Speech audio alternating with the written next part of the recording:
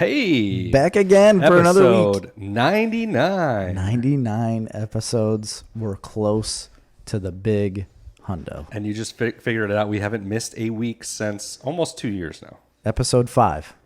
Episode 5 is when we started the week-to-week podcast. And so that's been 94 weeks in a row. And we haven't missed. We have a guest, a long time missing guest that hasn't been here. Long time. For months. But reoccurring, obviously. A very reoccurring guest. Mr. Dude. Dude's here. Hi, guys. Thanks for having me back. Deuteronomy. Thanks, Mike Sheedy. Yeah. We haven't referenced that in a long time. When we say episode 99, you know what it makes me think of? The year I graduated? Yes, because they had this obnoxious chant. His class did. You know how classes had like chants? I guess. And It's it went gonna be hilarious. I can already tell. It's not hilarious, but they had this obnoxious chants that went 99, 99, 90, 90, 99, 99, 99, 90, 90, 99. And they would just chant that. That's it? Yeah. Wow. Not a lot of like. We were pretty kick-ass. You know? Not a lot of thought went into that one. I don't know why. But it worked. He remembers it. I don't know why I remember years it. later. I do. He does, and you don't. Do you remember that? No, I do, because I chanted it all the time. Yeah.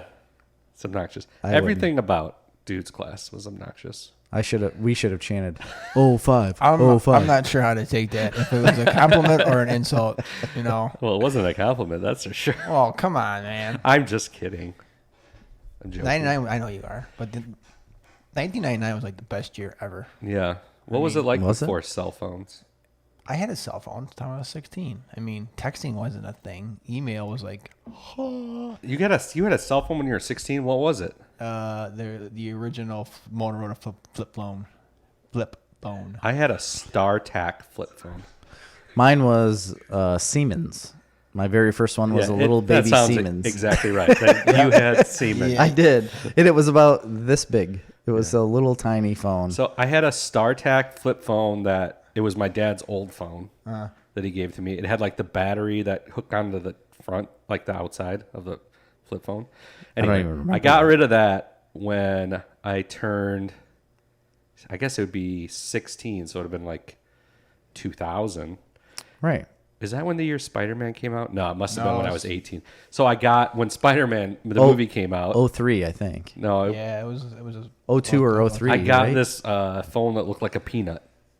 And it was like a promotional Spider-Man. It's singular wireless. Oh, really? Because that's like what the Siemens phone that I'm talking about I think kinda it was looked a like. Siemens. That's what it looked like. Was it blue? No, it was gray. Oh, mine was And I just remember because it was like singular wireless had like a Spider-Man promotion going on. Yeah. And they had video screens all over playing that Nickelback song. They say a hero can save us. Goddamn Nickelback. That was like their debut in the was. Spider-Man. And I love the music Nickelback. video was them on top of How a roof. dare you say What a that? Wind great blowing band. through their That face. band is horrible. They're a great band. No, they're not. Just great Canadians, you know? Really friendly people. Nickelback had some hits. How old didn't are they? you? Like You know, 12?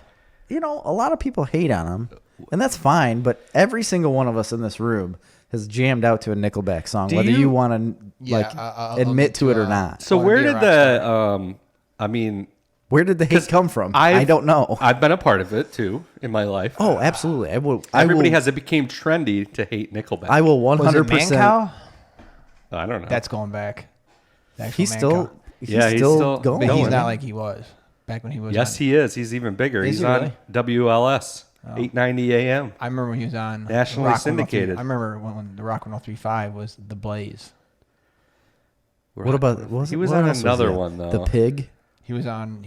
So he went from That hard rock Rock station. 103.5, then he went to Q101. Q101. Q101. That's what it was. That's Everybody hated Q101, and all of a sudden Mancow went on it, and it was like, oh, this is the greatest station ever. I loved Mancow. They were back in the super day. edgy. He'd always talk about aliens. Turd. Here He it did? comes. Yeah, turd. aliens Oh, yeah. and conspiracy theories. theories. But if you listen to him now, he's basically like Rush Limbaugh light.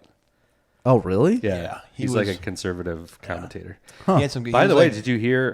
Because I grew up listening to Rush Limbaugh with my He's- dad when I was a kid. He's In bad shape, right? he's terminal lung cancer. Well, yeah, he's been that way because I'm pretty sure when Trump gave him like the Medal of Freedom, He had it, yeah, but now it's. Yeah, he had That's. it I don't then. want to bring it down, but I always enjoyed. I mean, I understand politically. A lot of people don't agree with him, but Right, I very literally polarizing grew here. up my entire childhood riding around in a pickup truck, listening to Rush Limbaugh. Very- And when I got out of that pickup truck and went into my grandma's house, Rush Limbaugh was there. I mean, That would explain your conservative views, Chris. maybe. It's very polarizing. Now Yeah, you've summed done up it for your this whole life. podcast. Yeah. Yep, can't go any further here. I remember one year I bought my grandma. Rush Limbaugh had his own line of scarves, like women's scarves. What? I bought my Now grandma that's- one for Christmas. Are you That's serious something now, that or are you jacking with Jerry? Because I'm dead serious. so not that's something we need to not get that into. that Rush Limbaugh had a scarf that you bought your grandma a scarf, a Rush Limbaugh scarf. I did, yeah. Wow, It's a true story. It's really You're a funny very good because grandson. my grandma and Dude's grandma were Mm-hmm. friends, and they would play cards together. Bridge. They Probably. were like frenemies almost because my grandma was like the head of the women's Grundy County Republicans, like the Oh, women's really? Republicans, and his grandma was like a huge like women's Democrat. Like she was head Democrat of the women voters for 30 years. yeah. So they were like in the same position, but kind of completely like opposite. Catherine Carey. Well, and again, remember, it was a different time where you didn't have to hate each other. You just No, absolutely, you didn't. Republicans, But Democrats. you still were- don't have to hate. Well, I don't. No, you don't I mean, have to. But so, Grandma voted for FDR because he saved the country. Back. Debatable, but Well, very much so. This is Grandma's point of view, not mine. I'll say that real quickly. That he saved the country, so she voted Democrat Party line her entire life. I mean, this woman loved Ronald Reagan, but didn't vote for him. Right. So, Interesting yeah. how that works. Yeah. I just saw a video the other day that was like, it said like people in 2020, and it was a video of the same guy, and he's like, if you don't vote blue, you're gonna ruin the country, and this is what you need to do.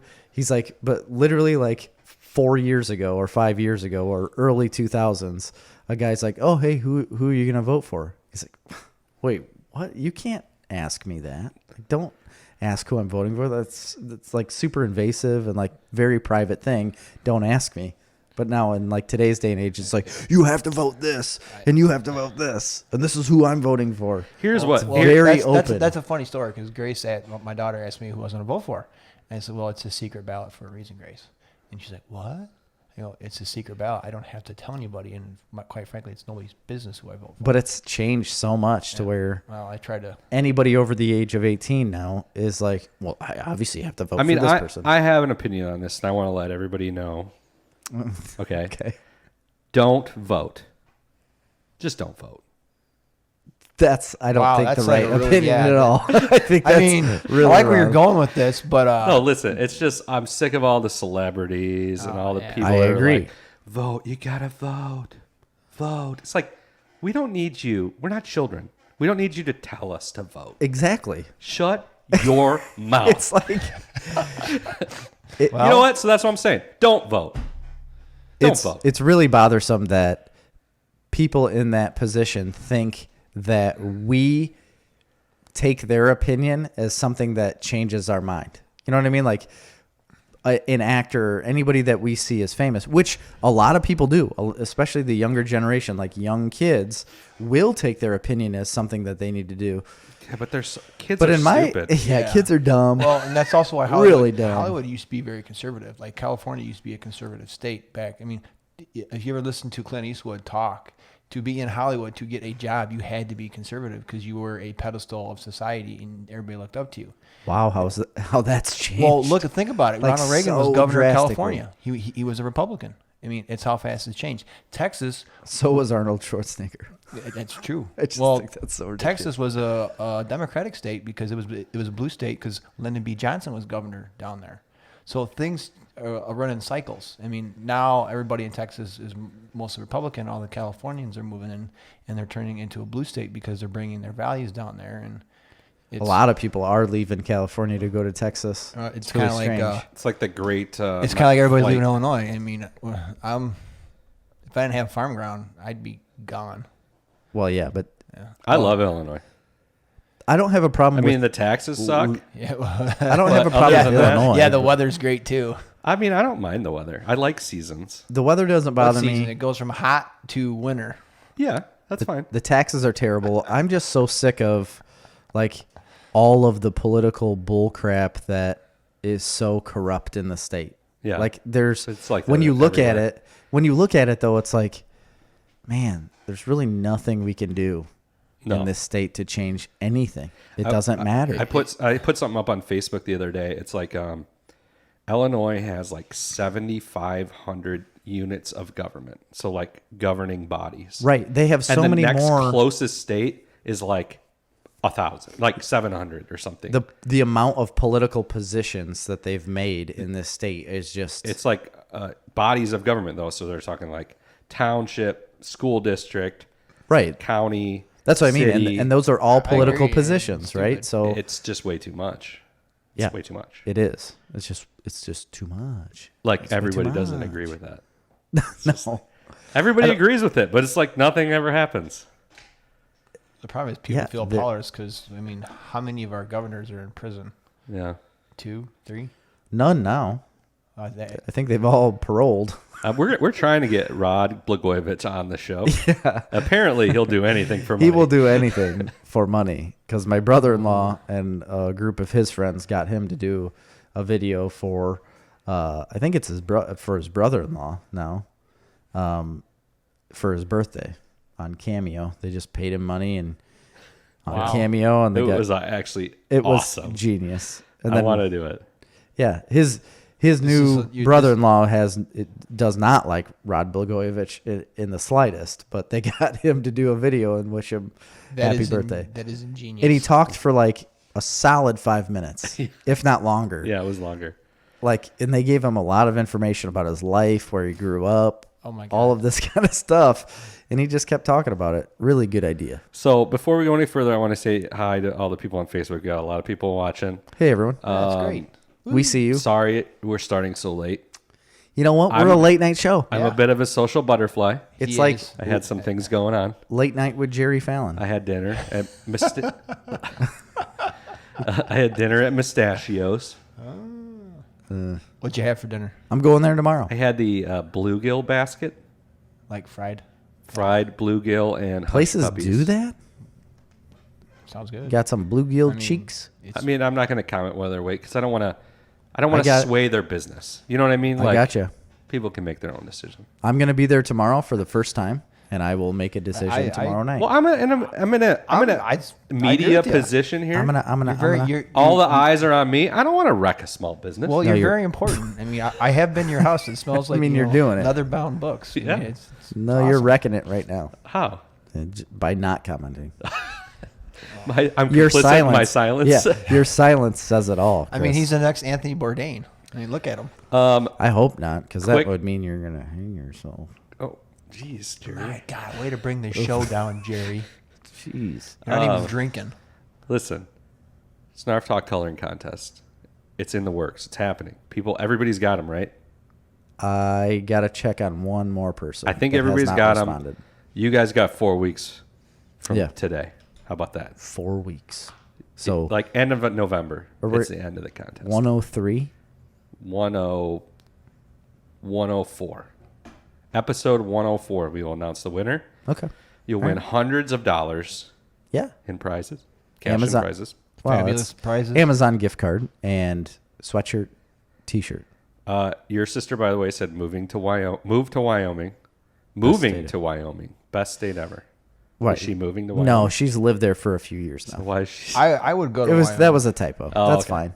Is it? I can't remember if it's Wyoming or Montana, but there's more people live in Will County than the whole state of Wyoming. It's I want to tell you what. Wyoming, yeah. I went to Cheyenne is awesome. Cheyenne, Wyoming once. That's where my sister lives. Wasn't impressed. Kind of like a Big Morris. The only time, yeah, it is literally like a Morris, and that's the biggest town that they've got. I don't in know. the Maybe it's entire just because state. I stayed in a hotel room for one night by the interstate. Yeah, so you can't. You have no room to judge But the town. basically, That's it all. was just a strip of chain restaurants. Yeah, but Perfect. when I was It there, looked like pulling into by the mall in Joliet. so any day of the week, So- like so during the year, maybe it's not that great. But we went in June or July, and they have Frontier Days. I've heard that's a fun time. Frontier Days is huge, and it's a big basic like carnival, but they also have a giant rodeo like every single day, concerts every single day. I've heard the rodeos are amazing. That's where Lane Frost got gourded. Yes. Is that where they dump all the bodies and All the bodies go there in a there. gorge? It's a Train station. It's actually just like a drainage ditch. That's Montana. No, it's in Wyoming. They go over the border. Did they go to the border? Yeah. You don't dump bodies in Montana No. unless you're on an Indian reservation. That's true, because things don't always stay buried on the res. That's right. We're talking about Yellowstone. Right. Also, by the way, guys, before we get any further, in the second hour of the podcast, we are doing a top 10. Top 10. Top 10 war movies / military movies. Gritty. / Actually, probably in all the gonna be- last hour 20, because there's 3 of us, so we gotta leave a little extra time. Correct. You're correct. So you keep an eye on that clock. All right. Yes, sir. I will do God, that. He's just spouting orders tonight. That's He's right. very demanding, and I don't appreciate it. So at dinner, we had some dinner conversation, and I thought it was piquing my interest right before I came here. Okay. Perfect. I was listening to this podcast. I can't remember what the guy's name on it was. Wait, you were Wait, listening this to podcast this right now? podcast? To a podcast, Oh, all not right. this one. Oh, Okay. man, that's trippy. And it was this science-y guy, Neil deGrasse Tyson. related person, talking about how we're like a decade away from Obliteration. reversing aging and basically Really? curing all ailments and reversing aging and people living like They've been saying An this incredible for amount of years. time. Well, that was like he was on. Yes. There was a guy on Joe Rogan said the same thing. that's the guy. That's the one I was talking about. Yeah, I watched that after you. Prodded Oh, me too. well, it wasn't that one. There was another guy after that. You're talking about the one that was Aubrey de Grey. Albert Gray from London. Yeah, and he's that's what he works in. That's the field of study is. This was another guy, but that's the similar topic. What's the guy's name? That guy was Aubrey de Grey. I can't remember the other guy's name. Anyway, point being, I thought it was interesting because the guys were just saying, they're like, this is a foregone conclusion. Like, this is happening. This isn't the issue. The issue is how do we structure our society to deal with the fact That nobody can die. Well, if you ever watch the show, people can still die. I mean, people die of non-natural causes all the time, like car crashes and stuff like that. Right. Naturally. I guess I should say. But Nobody if you can ever die watch the show naturally. Altered Carbon, they kind of hint on that, how fast. So your morals tend to go down after 1 or 2 lifetimes because you don't care about anything. You're a good chance to watch Altered Carbon on. I tried. Oh yeah. I saw the I- first season. I didn't start the second yet. It's pretty good. Anthony Mackie. I don't think does I a good gave job. it enough time. Yeah, I gave it like 3 episodes, and it didn't hook me in, and then I just didn't go back. really. But I will. I can. But yeah, I've dug into the whole not the aging thing. And well, look, I mean, I still look like I'm 18. I mean, it's true. You do. Real baby face. But no, the genetics stuff I've dug really deep into and looked at it. I mean, I'm still waiting to go to Panama with you. Yeah, we're going as soon as they'll let people leave the United States. Chris, that's Mexico. Here's the big Anywhere. Nobody from the U.S. can go anywhere because everywhere in the world's like, Americans? No, you're the COVID people. Right, we're the dirty COVID people. But let's stay on track here. So here's the issue: is that we're already like somewhat overpopulated in the world right now. Yeah, but the idea We're like pushing 9 billion people, right? Like we're 8 billion plus people in the world. China's got about 7 of those 6 billion. billion. But yeah. And then the rest of the world's a little bit more spaced out. But the problem is going to be overpopulation of everywhere. Is it? There's lots of room. You say that now, but when people Is the problem overpopulation or is Absolutely, the I problem think it'll be resource management? resource management and overpopulation, but you get the resource management from the overpopulation. Yeah, but this is the point that I'm bringing up. This was what the guy was saying. He's like, the science isn't the hard part. Yeah. It's the society that's the hard part. So, I mean, a lot of issues get solved. I mean, because huge issue, water, right? That's one of the main. Yeah. We don't have enough of it. Right. So- Clean, drinking water. We got fresh water. Fresh water. Now, we can desalinate water all day long, but it takes a lot of electricity. It's not cost effective. So, as soon as we can get fusion energy or something that's Has free anybody energy, wait, is it basically. fusion has or anybody fission? watched Waterworld? Either or. I mean, Well, they have fusion reactors now. Fission. Has anybody watched Waterworld though? I mean, they figured it out in that movie. What, living on the water? You just pee into this little contraption and you can drink it. Done. you can drink your urine now. Kevin Costner It's clean. figured it out. It's sterile, and I like the way it tastes, Jerry. Yeah. You can't pee into a Mr. Coffee and get taster's choice. All right? It doesn't work. Okay, so I can't remember. Is fission at room temperature or is fusion at room temperature?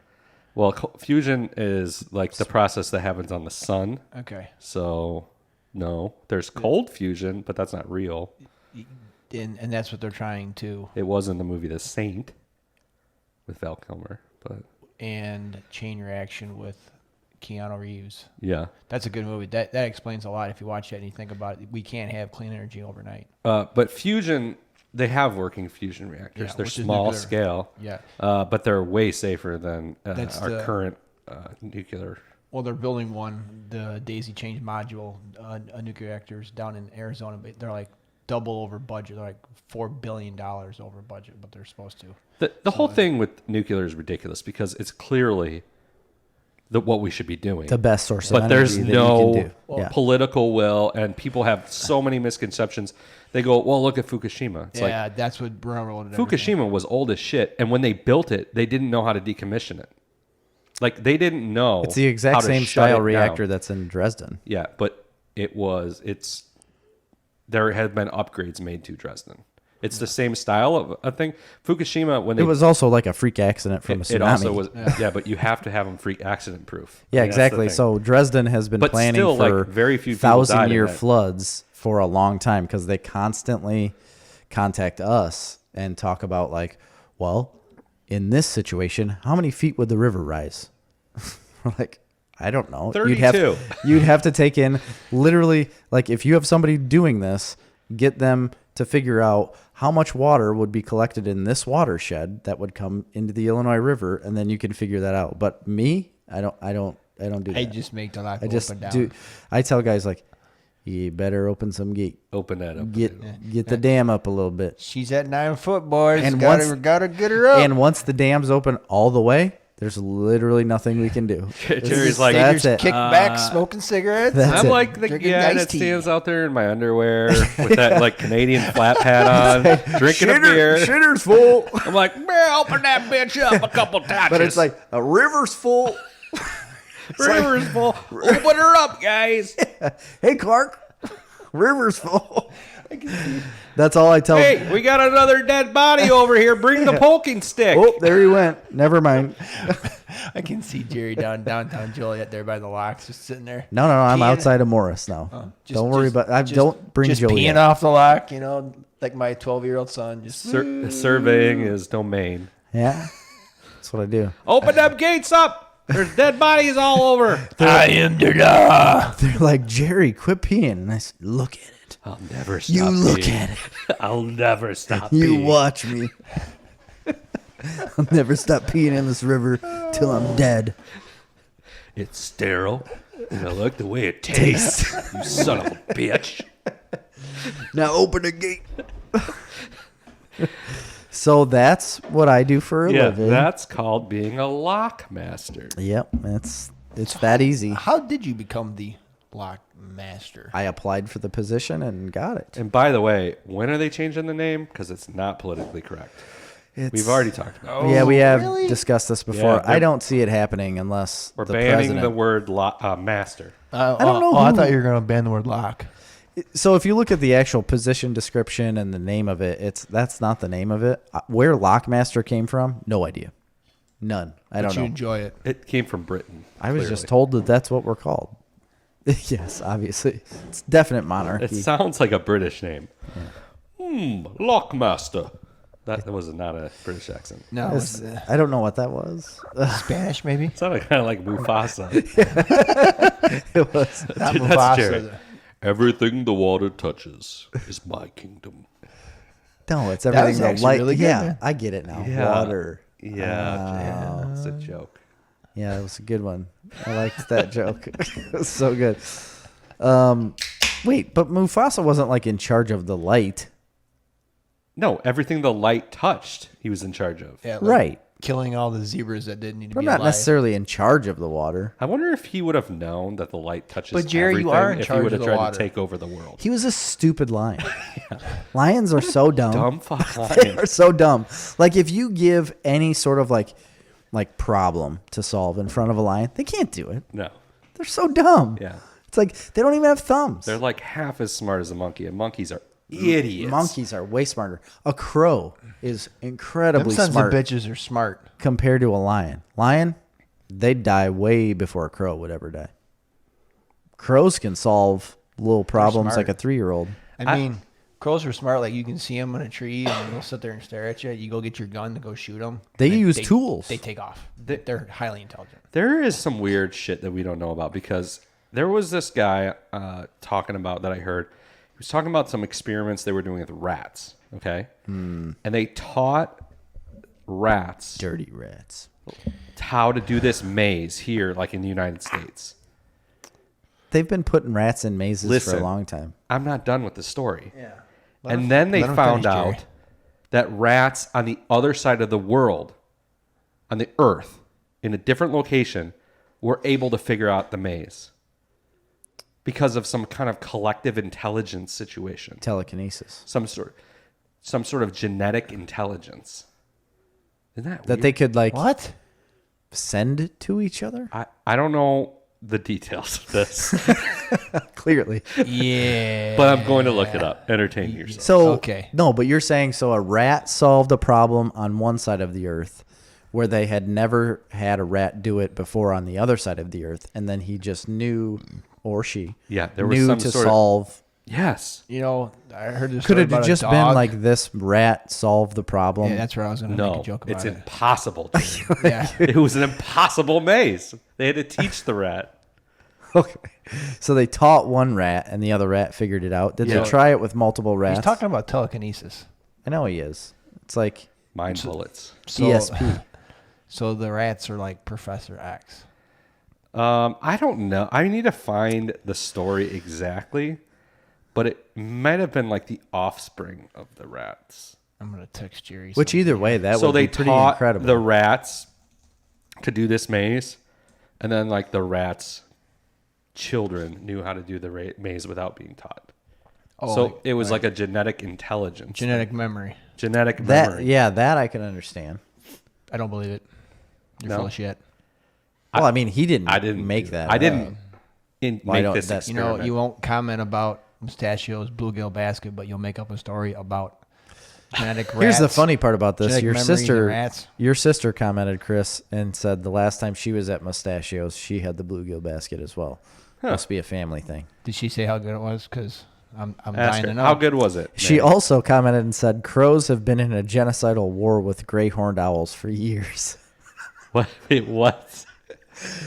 Wow. Your sister commented and said crows have been in a genocidal war with great horned owls for years. What does that mean? Somebody's been I watching want- way too much I National want to Geographic know Channel. more about. I know that. we need to know way more about that because I would if- actually like to see a great horned owl and a crow go at it. I have an owl, a big ass owl that lives in my but like yard. owls are, You don't see owls that often. They're but there's one that nocturnal. lives in my yard. Yeah, exactly. and you see it all the time. Yeah, it's huge. Really, You see it during the day? Yeah, I see it during the day.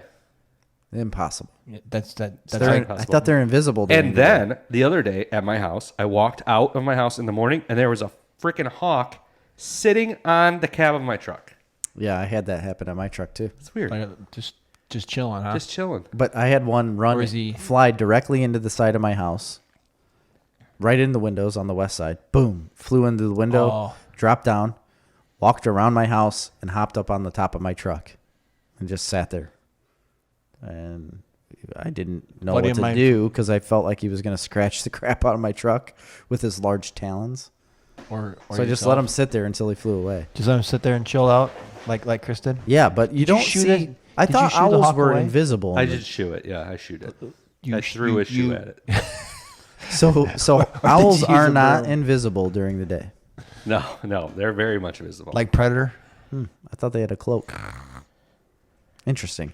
A genocidal war. That means like they're killing each other off, right? Like, so great horned owls have a dictator that is collecting crows, or vice versa. The crows have a dictator collecting great horned owls, or what did she say? Gray owls or something. Great horned. And they're murdering them because and the genocidal aspect of it means they want to eliminate all crows purely based on the fact that they're crows. Well, coyotes do the same thing with foxes.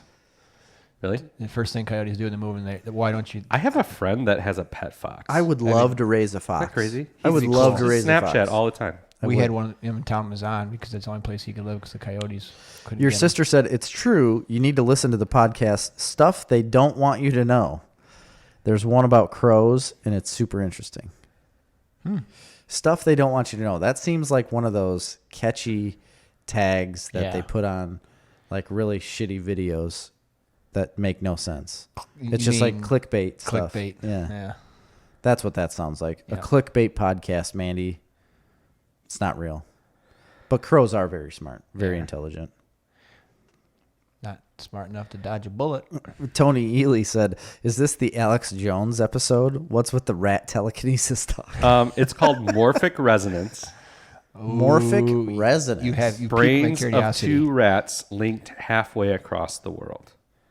Neuroscience are practicing telepathy. In a recent study, the brain signals of a rat performing a task in Brazil were transmitted to another rat in North Carolina to help it perform the same task. So This is what strange. kind of yeah? Michaelis Nicolasis, originally from Brazil but now at Duke University, made use of his ties by coupling the rats all the way from Brazil to North Carolina. The techniques he used are nothing new. Scientists routinely use electrodes to record or stimulate brain activity in rodents. Nikolai's lab itself has pushed... So how did he monitor the I'm trying to figure that out. With recording electrodes implanted in its brain, the rat in Brazil was presented 2 levers and taught to press the lever above, which turned a light on. If it picked the correct lever, it received a drink reward. After some training, the rat was able to press the correct lever 95% of the time. Each time it performed the task correctly, it recorded brain signals were sent over the internet to Duke, where they were decoded to a pattern of electrical stimulation in the brain of a second rat. The decoder rat was presented the same choice of levers, but did not receive any light cues. It relied solely on the signals sent from the encoder rat to make its choice. Even without cues, it chose the correct lever 70% of the time. That's wild. Yeah. But that's Super using exciting. electrodes. There's something else with this morphic resonance. Oh. But it doesn't really matter if morphic resonance is real because the Just name call it is so telekinesis. cool. Just call it telekinesis. It's a pretty cool name, but No, it's not. either way, morphic resonance. I don't know. It just doesn't. You know what it sound real. means? What is the this idea wizardry? of mysterious telepathy type interconnections between organisms Wow. of collective memories within species. So Collective memory. So it is like a it's a genetic memory, basically. But did the rat from Brazil? That was different because they were actually transmitting it. That's via what I mean. That's brain. different because they weren't like relatives of each other. They were I two didn't separate do a lot rats. of research before bringing this up. This is Yeah, crazy. I mean, It is strange though. It's something to think about. Maybe we should look into this. it's the stuff they don't want you to know. You're right. What I think there's memory. what doctors and don't genetics. want you to know? I think there's genetic memory. I believe that. Genetic think memory I there's can understand. yeah. Memory in nature. Yes. I think Called- there's It's called ways. instincts. I think that if you talked to Native Americans or American Indians, they would probably submit that they have ancestral connections with their ancestors. I would that they're agree. able to speak with. Maybe that doesn't mean literally. The fridge is open. Just noticed. I don't know why that's open. It just bothers me that it's open Hold on, and I'll you're go fix wasting it. I'll go fix it wasting here in all a of your minute. cold air right there. What are we cooling the outside? No. Global warming, Jerry. I'm trying to solve the problem. Yeah, that's strange. We are at a solid 34 minutes. Do you want to move on, or you do guys you been want to watching anything? continue to talk about rats? Okay, fine. We'll Chris. talk more about morphic resonance another time. Do you have any news? Arnold Schwarzenegger had heart surgery. I don't know what for, but he did. But he's still alive. I mean, I had heart surgery. What do you do? Quibi. Do you remember me talking about Quibi? Yeah, it failed miserably. Oh my gosh, did it fail miserably? And they put out this like press release thing to all of its like shareholders and stuff, big like wealthy people. And they ended up getting like $2.8 billion donated to them to keep everything running, and they failed still after that. Now China, there's this video giant in China, it's IQIYI, is trying to get a hold of Quibi for a no cash deal. Just take it over. Just wants to take all their stuff. So isn't that the company that owns TikTok? No. I don't know. Quibi? No. No, IQIYI. I'm not sure. I don't know, but they're trying to license like all the content on Quibi to this Asian company and get rid of it. Either way, it's done. It's donezo. So either somebody buys it up and license all the stuff, or it's never to be seen again. But that was a huge failure.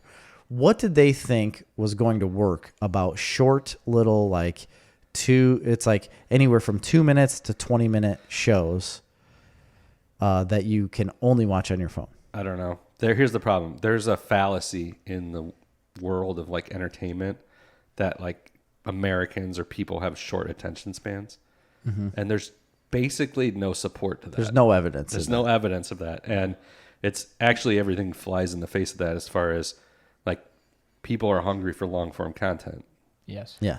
So, and that's the complete opposite of what they were doing. They were going the short form way and thinking except that for your dad.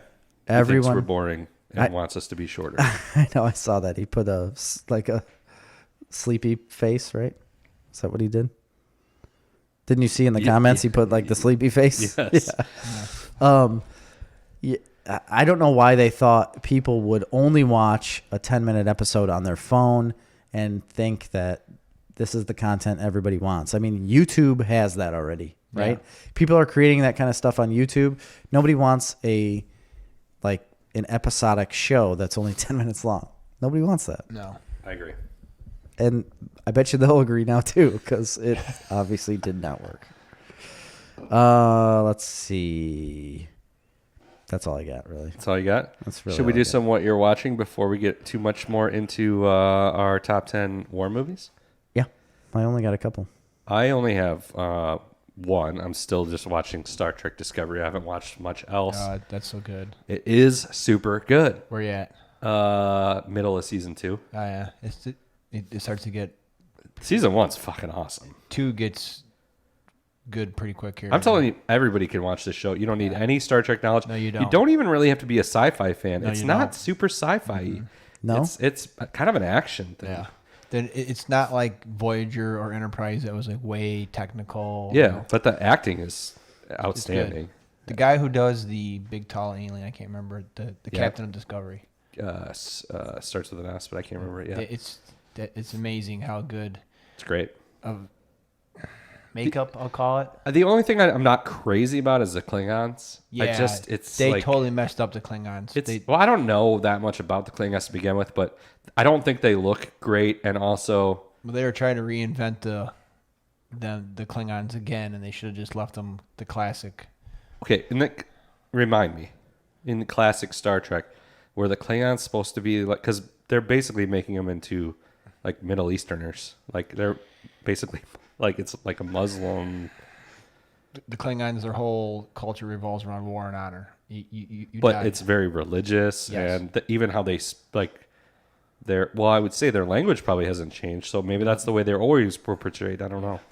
They just changed. It's supposed to be early on, and they changed a lot of things. Anyway, it's a great show. I enjoy it a lot. You're the one that recommended it to me, and I'm glad that you did and that I watched it because I liked it a lot. Season 3's coming out. It's out. It started. Yeah. The only other thing I watched is I started the new Borat movie. How is it?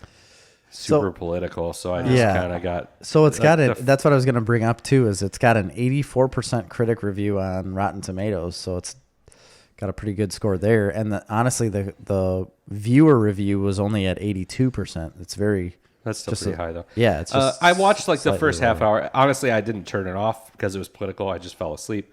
But it was funny. It's Borat. It's It boring. was funny enough. Yeah. He's got a daughter. Even as political as he daughter? could get, I don't know. how political can Borat get to where it's like, I mean, the whole beginning is super political because, like, the whole idea of the movie is just basically like bashing Trump.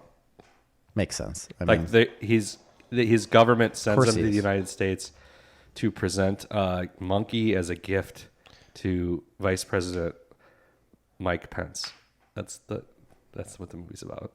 okay, That interesting. That doesn't. But That's I interesting. mean, it's not that obviously. You know what I mean? Like, that's a loose thing, but that's what it. Right. What have you been watching, dude? I just finished The Boys season 2 tonight. Oh. That is so good. Yeah, So good. we've been talking about that for a while. Everybody I know. needs to Yeah. be I know. watching that. I'm so glad you watched it. Yellowstone, of course. You haven't seen Yellowstone. I have. Season 3. Yeah, I've seen all of them. I'm up to awesome. date. Okay. I'm not a huge fan, but I'm not a fan. It's Yeah. a soap opera. It is. It is. It's like Days of Our Lives It out is in a the West. drama. It is a drama, and it's set in a mountain-esque valley about how this farmer or rancher owns the entire valley. Yeah. Which to me is cool, and I'm sure there's some families out there that do own that much acreage, but you need a lot more ranch hands than what they have. It never seems like they have that much cattle. They Well, have 500,000 acres, so and they have like it's- 100 head of cattle. it's a TV. That seems low.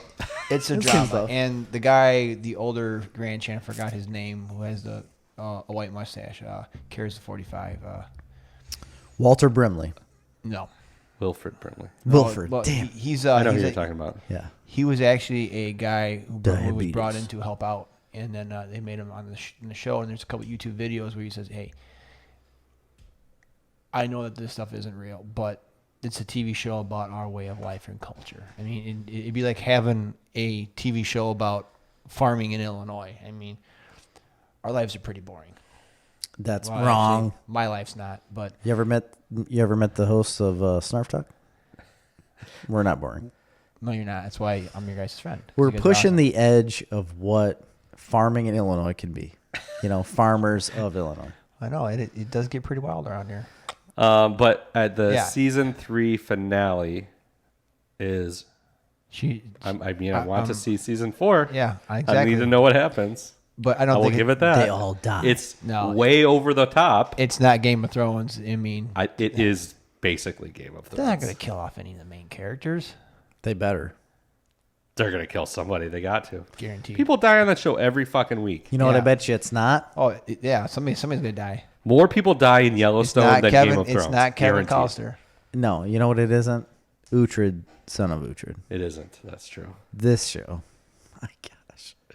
You're missing out. Son of Uhtred. You haven't heard us talk about this show? I haven't watched like in 3 weeks. I've been a little. The Last preoccupied. Kingdom. Oh yes, I started that and I got like through 3 or 4 of them, and I went. Yeah, you're going to lose the rest. rest of your life. Like, it's taking me forever to watch all of this Yeah, because they're there's a just so lot. long. So But we've watched one episode in season 4, which is the last season. So we've got like Oh, you're getting there. 9 or 10 episodes left. I can't remember how many are in. There was 11 episodes in season 3, which was the longest season so far. This one, I don't know how many episodes are in it, but we're in the last season right now that's available to anyone to stream, so and it's amazing. I'm gonna start watching The Mandalorian Yeah, October 30th. next Friday. I'm excited about that. Yeah, So- new season. Are you guys gonna have a podcast after the episode, or Uh, talk about it, or Probably not. Hopefully before. Yeah, it'll probably be before that. yeah? Hopefully before. What I have watched, is that all you've watched? I was going to get my watch I real quick. can't remember. It's been a couple months since I've been on. I've watched a ton of stuff. I mean, you guys, I'll chime in on anything. So I haven't watched that much. I'm still continuing with Mercedes Man. Is that what it's called? Mr. Mercedes. Mr. Mercedes, the book that I've read from Stephen King. There's a show about it. I'm halfway through season 1. It is continuing on with like exactly what the book is. It is to the T what the book is. Really enjoy it. It's just I start watching it at like late at night, and it is, I could only get through one episode and then I'm spent. But what I started watching last night, I watched 2 episodes of it last night since we didn't record, and I was very intrigued, and that was Utopia. I talked about that. I know you've watched it, and that's why I started watching it. Utopia. So it's on Amazon. It was a British show. It's a BBC show, but they've remade it for us, like for Americans, dumb Americans, right? We can't handle BBC stuff, so we have to remake them into our own thing. But it's like based off of a graphic novel called Dystopia, and everybody's looking for the second book, Utopia. And in the show. In the show. And it's literally like seeing the future. It's like predicting the future, and there's a certain group of people that see this in these books and assume like that this is what's happening. Mm-hmm. And then there's these what do they call them? Hunters that are coming to like kill people. It's I'm very interested in this. The first 2 episodes were awesome. The first episode I thought was incredible to start off a series. Like I thought it was a really good way of starting it off. It immediately gets you involved with everyone. Like there's certain characters that aren't main characters, but you're involved with them because they have a book. And then there's a certain set of characters that are the main characters looking for it, going to a Comic-Con. I like the aspect of the whole comic book genre being in this like world. They're in this world of that, but they're on an opposite side of it. Like there are the cosplay people that are looking at it as like a really good writing. I love this writing. And then there's this other group of people that are looking at it so detailed oriented, saying like, no, this leaf looks like Uganda and all of this stuff. Like it looks like Uganda, the Zika virus, like this is killing this person. And they just go so in depth with it. But obviously they've got to be right because otherwise the show wouldn't exist. So yeah, well, the show, I mean, you're right at the beginning. Yeah. It changes frequently in tone and in storyline. Oh, really? What you think it's about becomes something else and then becomes something else again. It's a good show. I enjoy Interesting. It. It's not perfect. It's not perfect. No. But it's definitely intriguing. Like it isn't slow. It paces itself pretty well. You'll watch it really quickly. Yeah. You'll get through it really fast. There's not that many episodes to begin with. Well, and honestly, I watched those 2 episodes and I was just like, I guess I'll go to bed.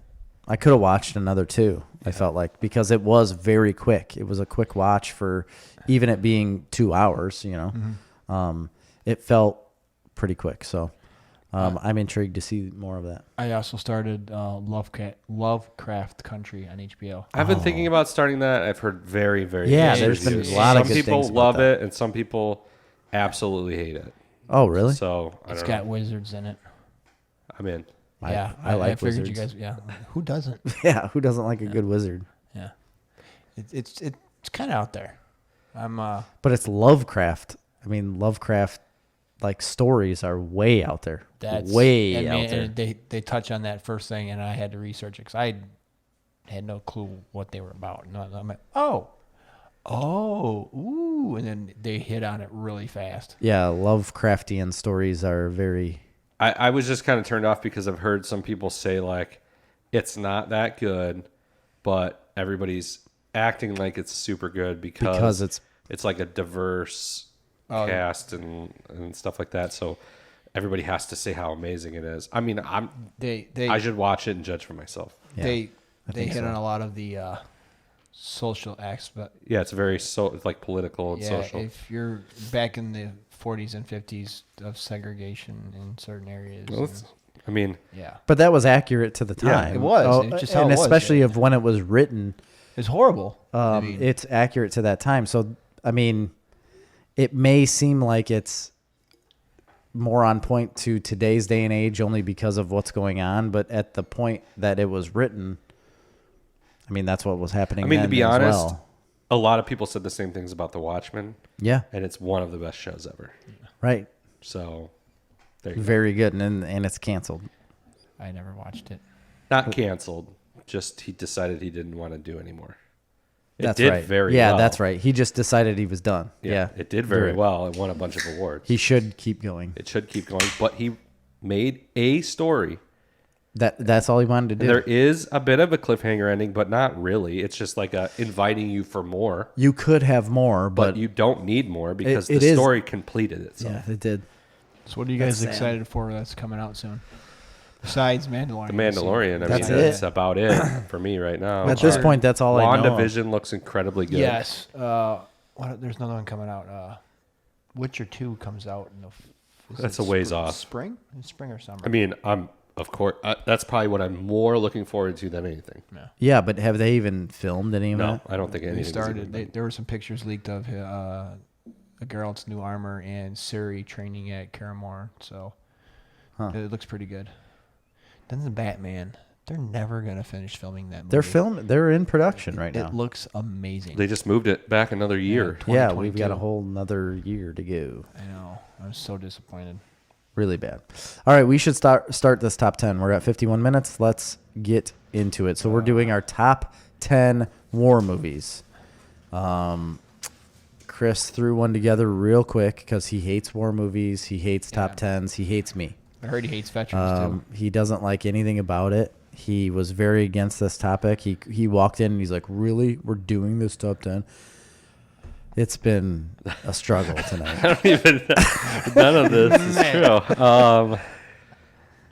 I did very. You did walk in and say, "Really? We're doing this?" Well, I did. I wasn't prepared, so mine is a little hastily prepared. But they are all movies I like. I don't know, order wise, whatever. But I am way more of an expert on this than either of you two. That's true. Of war movies? Yeah, I agree. Absolutely. I took a film studies class in college called War Movies 1920 to Present, Okay. Yeah. where for an entire semester, present ended in 2004. I don't think he's telling the truth, Jerry. I am No, 100% telling the No, truth. we've talked about this class Yeah. before, but I know. what was it? 1920 to present Actually, would it have ended wasn't. in. It was 1920 to like the Vietnam War era. Oh, okay. So God. Didn't have there's a anything lot of past that. movies Yeah, that came a after ton. that. So anyway, my point is, I critically looked at these movies. Okay. I wrote papers about them. A couple. Many. So you only picked the ones that you knew of from this class. I did not. Not any of the ones that came I afterwards. didn't. I'm just saying. He went on Google and went, doot, doot, doot. Oh, look, there's a list. I learned more about critical analysis of film and specifically war films than you'll ever know as a okay. human being. Wow. Right. That's true. So there you go. I just wanted to let you know. All but right. That's cool. So better than you. I want to hear his perspective of college versus a veteran that got shot at. I was gonna say. on war I'd also like movies. to understand your guys' perspective of war. Okay, but I'm talking about But he knows movies? more about. Right. That's I don't true. know. There's They're one. movies. There's one movie that I'm critical of that I have on my top 10 Okay, I of can't war. wait. Yeah. my number 10 is Bridge on the River Kwai. It's a great movie. It's fine. Yep. It's a classic. It is a war classic movie. It absolutely is. I just like others better than There's this, a lot but of other. you're- You're right. It was my number 10. Yep. So, as far as a straight war movie, it's Now- a great war action movie. yeah. 1957. The year my mother was born. There you go. I don't know. I mean, it actually won the Academy Award for Best Screenplay. Yeah. It's the highest grossing movie of 1957. It's very critically acclaimed. A lot of people talk about that movie being a very good war movie. It was. I really enjoyed it. That is one that we had to watch for that class. I had never seen it before then, and it was a super enjoyable movie. Yeah. So I that just was my feel number there's 10. better ones. There are 9 better ones. Yeah. My number 10 is Fury. I never saw it. You ever know, saw it with Brad Pitt? No, I in the never tank? did. I that- did watch it once. I need to watch it again though. it's not an Academy Award winner by any means, or I doubt any of the kids in college are gonna study it. But it's just an easy watch. I mean, it's a good action flick. Where I think it's super interesting because the majority of the film is literally filmed inside of a tank, like one tank with this one group of people, and they're stuck in this one tank. Well, and that's really hard to do. Was at the tail end of World War II, where the Germans are, not retreating, but they're giving up their last stand, and all these guys have been there forever, and they just want to go home, and they're doing everything they can to survive, and they get a new guy, tank breaks down, they got to defend. Isn't Shia LaBeouf in that? He is. He was like super method for this movie too. He gives a very good performance. He's a good actor. It pissed off everyone in the movie. Like there was a bunch of like issues with all of the actors and Shia LaBeouf in this movie because he didn't bathe, he wouldn't like brush his teeth or wash or anything, and he'd come to set and he'd smell bad, and all of the actors were complaining about him smelling bad and not bathing or taking care of himself. And he's like, listen, like this is what, like we wouldn't have been able to do that. We're stuck in a tank. So, and they all complained about it and didn't want to be around him because of that. I thought that was funny. It's a good movie. It's hilarious. So my number 10 is Hurt Locker. It is the movie of the Iraq War. Movie's awesome. Yep. I like it, but I've been very critical of it. It took me like 9 years to watch this movie. So it came out the year that I got back from Iraq, and I refused to watch it. It wasn't because like I was like all worked up about war. It was just like I don't need to see this. I've seen it. It doesn't, like, this means nothing to me. It didn't feel the same as watching like a World War II movie, right? I saw a bunch about it, and Nate was all about it. Nate wanted to watch it. Pagoda. Too modern. It didn't feel the same to me to watch a war movie that you experienced. That I experienced, and it just was like, I don't really need to see it. So I didn't for a long time. And then I watched it, and it was literally just a couple years ago. I watched it. I loved the movie. I was overly critical in points, like just because I was, and I don't feel like I should have been. Very good movie. Pretty accurate to what like an Iraq war was, and I enjoyed it. That's why it's my number 10. It's a really good movie. I love it. It is a good movie. I've only seen it like once when it came out because I don't feel it's like big it's like on a big repeat watch movie. No, it's not. No, it's not. It's big on EOD, so like explosive ordnance detection. So they were big on bomb detection and getting rid of Catherine that. Bigelow, right? It's pretty cool. Yeah, once you see it, it's like, ooh, man. She won an Oscar for that movie. Yeah, those guys that did like ordnance detection, all the engineers that went out there. Yeah. I wouldn't want to be them guys at all. We sat for a long time waiting for those guys to come around. Like we'd have to sit on the road. Once we'd spot something like that we thought was an IED, we'd sit and wait. And then you'd wait for 3-4 hours until they'd get to you. And then they'd go up there and they'd drive up right next to it. And they'd be like looking out the window to see if it would go off or not, or to see what it was. And then they'd back up and they'd put out a little robot guy to drive over there. And then they'd take this robot with an arm on it, and then they'd just like flip bombs around to see if it'd blow up. If it didn't blow up, then they'd drive the robot back and they'd put like C4 in its arm, and then they'd drive back out there and they'd set the C4 down, and then they'd drive back and then blow it up. Most of the time. The whole walking around with suits on, I didn't see anybody do that, but there was a lot of robot action. A lot of robots. A lot of taxpayer dollars at work. Yeah, and a long time to wait. Hey, man. Because it was brutal sitting there. I listened to this thing the other day, and I can't remember what it was, where it was exactly. I think it was in some part of the world where there's tons of just like unexploded shit from like World War II or before. That's Vietnam you're thinking of. And World War II. There's stuff in Europe. It was in Europe somewhere. I think it was from World War II. Like those stick grenades. Potato mashers from the Germans. Yeah. Because I know in Vietnam it's a major problem because when we carpet bombed them, Operation Rolling Thunder, there's still ordnance that is just everywhere in that country. And Laos. This was in Alaska. It was in Alaska. Why? I don't remember why, but this guy was in Alaska researching stuff about like the Inuits and stuff like that. And there's like big areas of these like First Nations lands where there must have just been like munitions or something. They must have been keeping munitions there. Yeah. Anyway, you can't like do anything you do. You have to have like people going with you because of all these unexploded ordnances that are just laying around. It's not that everywhere. island that the Japanese invaded up Maybe, in Alaska. is maybe it? I don't remember exactly. I'll have to think more about it, but I just think it's weird that some of that stuff. I mean, that's from That's 70 years ago or 60 years ago, whatever it was. Yeah. Turns out explosives are And dangerous. He said most of them.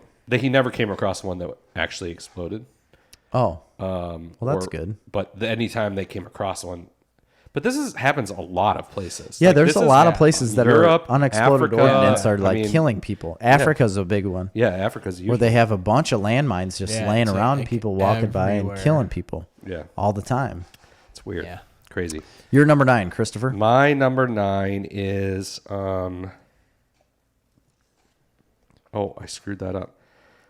My number 9 is Full Metal Jacket, which I bet maybe you guys will have a little higher. I will perhaps. take number 9 also is Full Metal Jacket. That's your number 9 too? Number 9.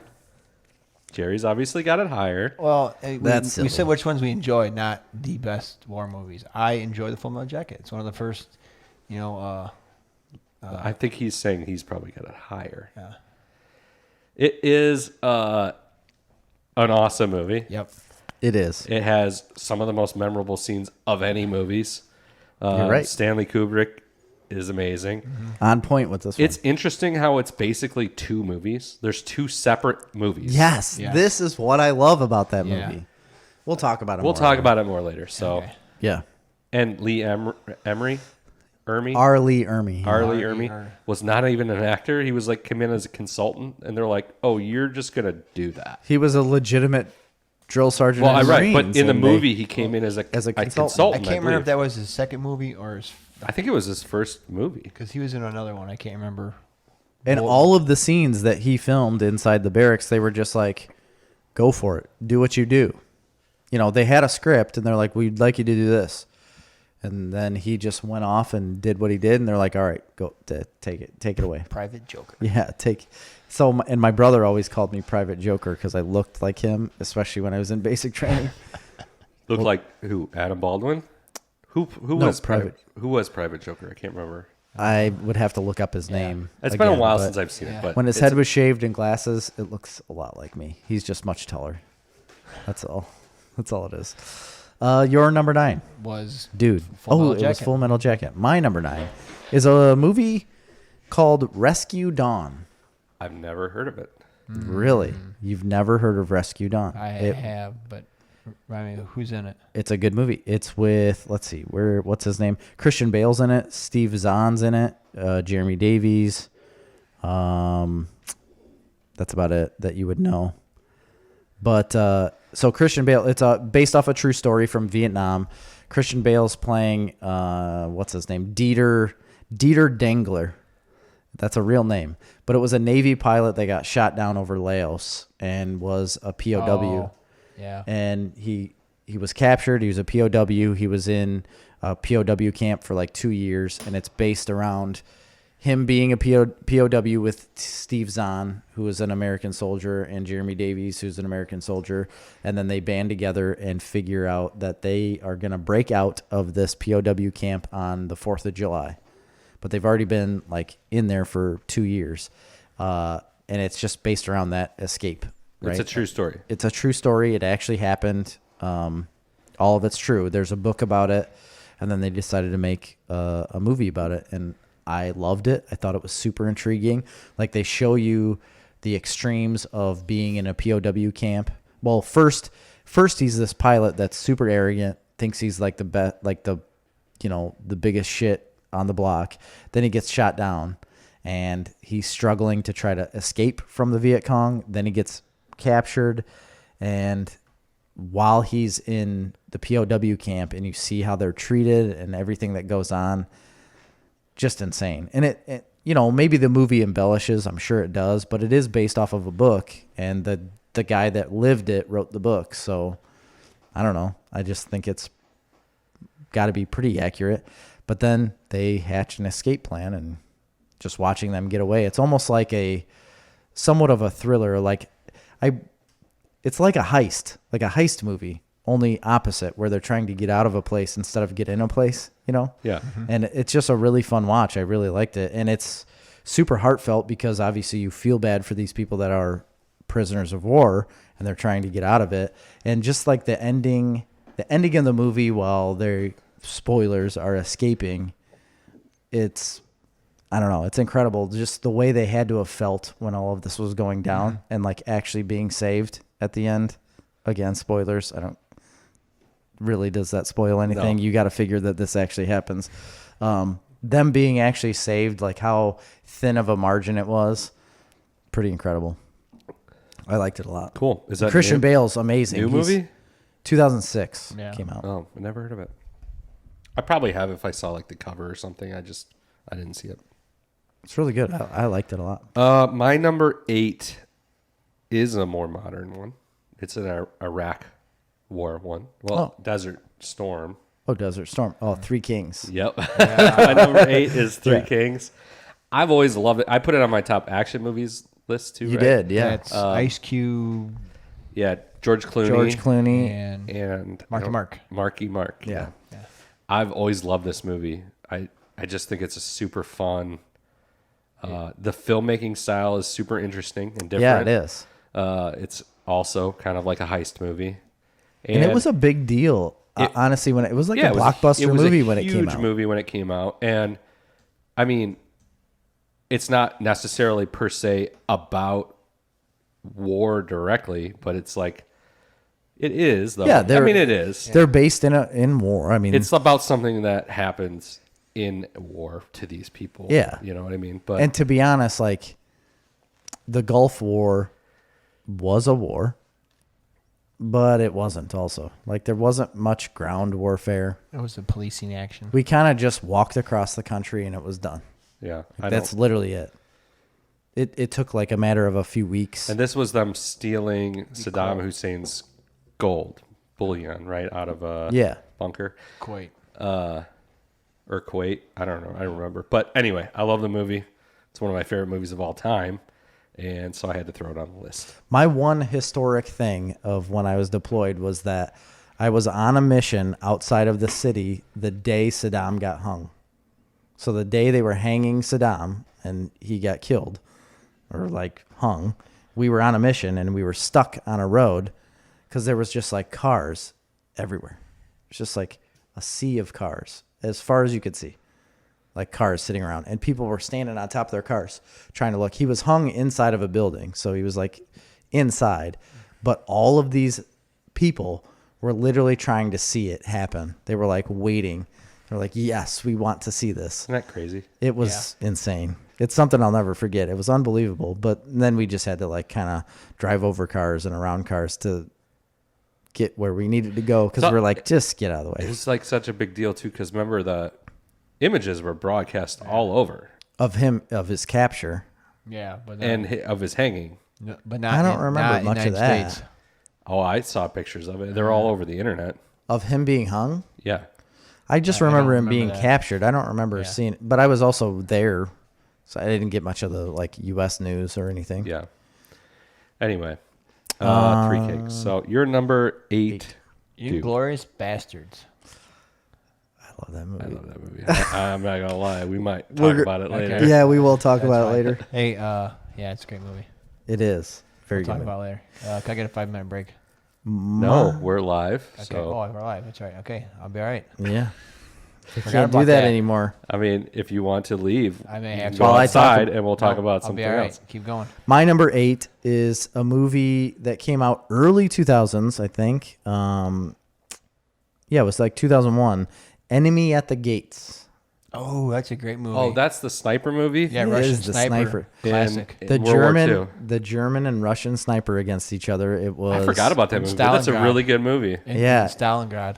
Yes. That's a true story. in the Battle of Stalingrad. It is a true story, and it has Oh shoot, what's that guy's name? Now I'm gonna have to look it up. Okay, I can picture Jude him. Law, Yes. Ron Perlman. Yes. I don't remember who else, but those are the only two people you really need to worry about. Rafe Fiennes.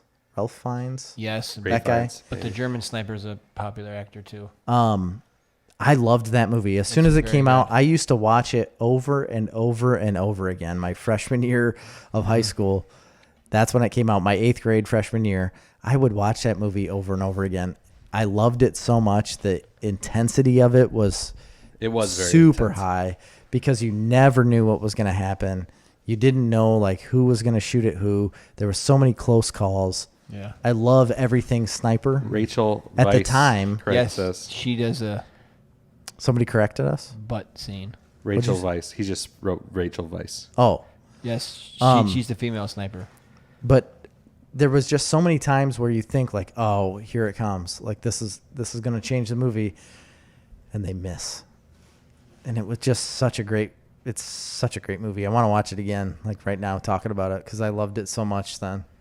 It's Yeah. pretty. I do want to watch it. And now, it's too. different. It's different than It any is very different, war yeah. movie that you normally see because it is a battle between just two people, you know, and that's And it's a what it different stems side off of World War II that we don't get a lot in the United States. Right. Yeah, you're right. Exactly right. And there's the Russian depiction where they sent 2 guys in with one rifle. That's accurate. Yeah. I mean, Right. They just they sent them did in that. slaughter. That was a real thing. Yeah. Really good. And shot just as many of their own people running back. That's fact. My number, what are we on? 7. 7 is Apocalypse Now. It's a good movie.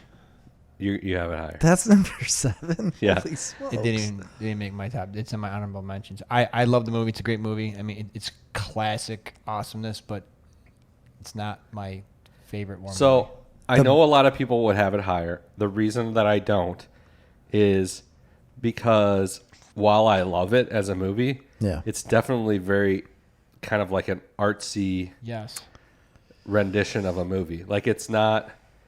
It's like about the descent into madness. Well, here's what you have to take it as. Like, so it is a war movie, but it's also like a battle of your mind. Like, Right. It's the battle is overcoming like insanity and what war can turn you into. Right. So like he's literally sent in to try to stop this literal insane dude, but you don't honestly know who's right, like who's actually sane in this movie. Right. Like, is he completely insane, like Martin Sheen's character? Like, he's literally going insane throughout this whole thing, or maybe he's not. You don't Right. really know. You Like don't that's really know what's going on. that's the movie, and it is artsy.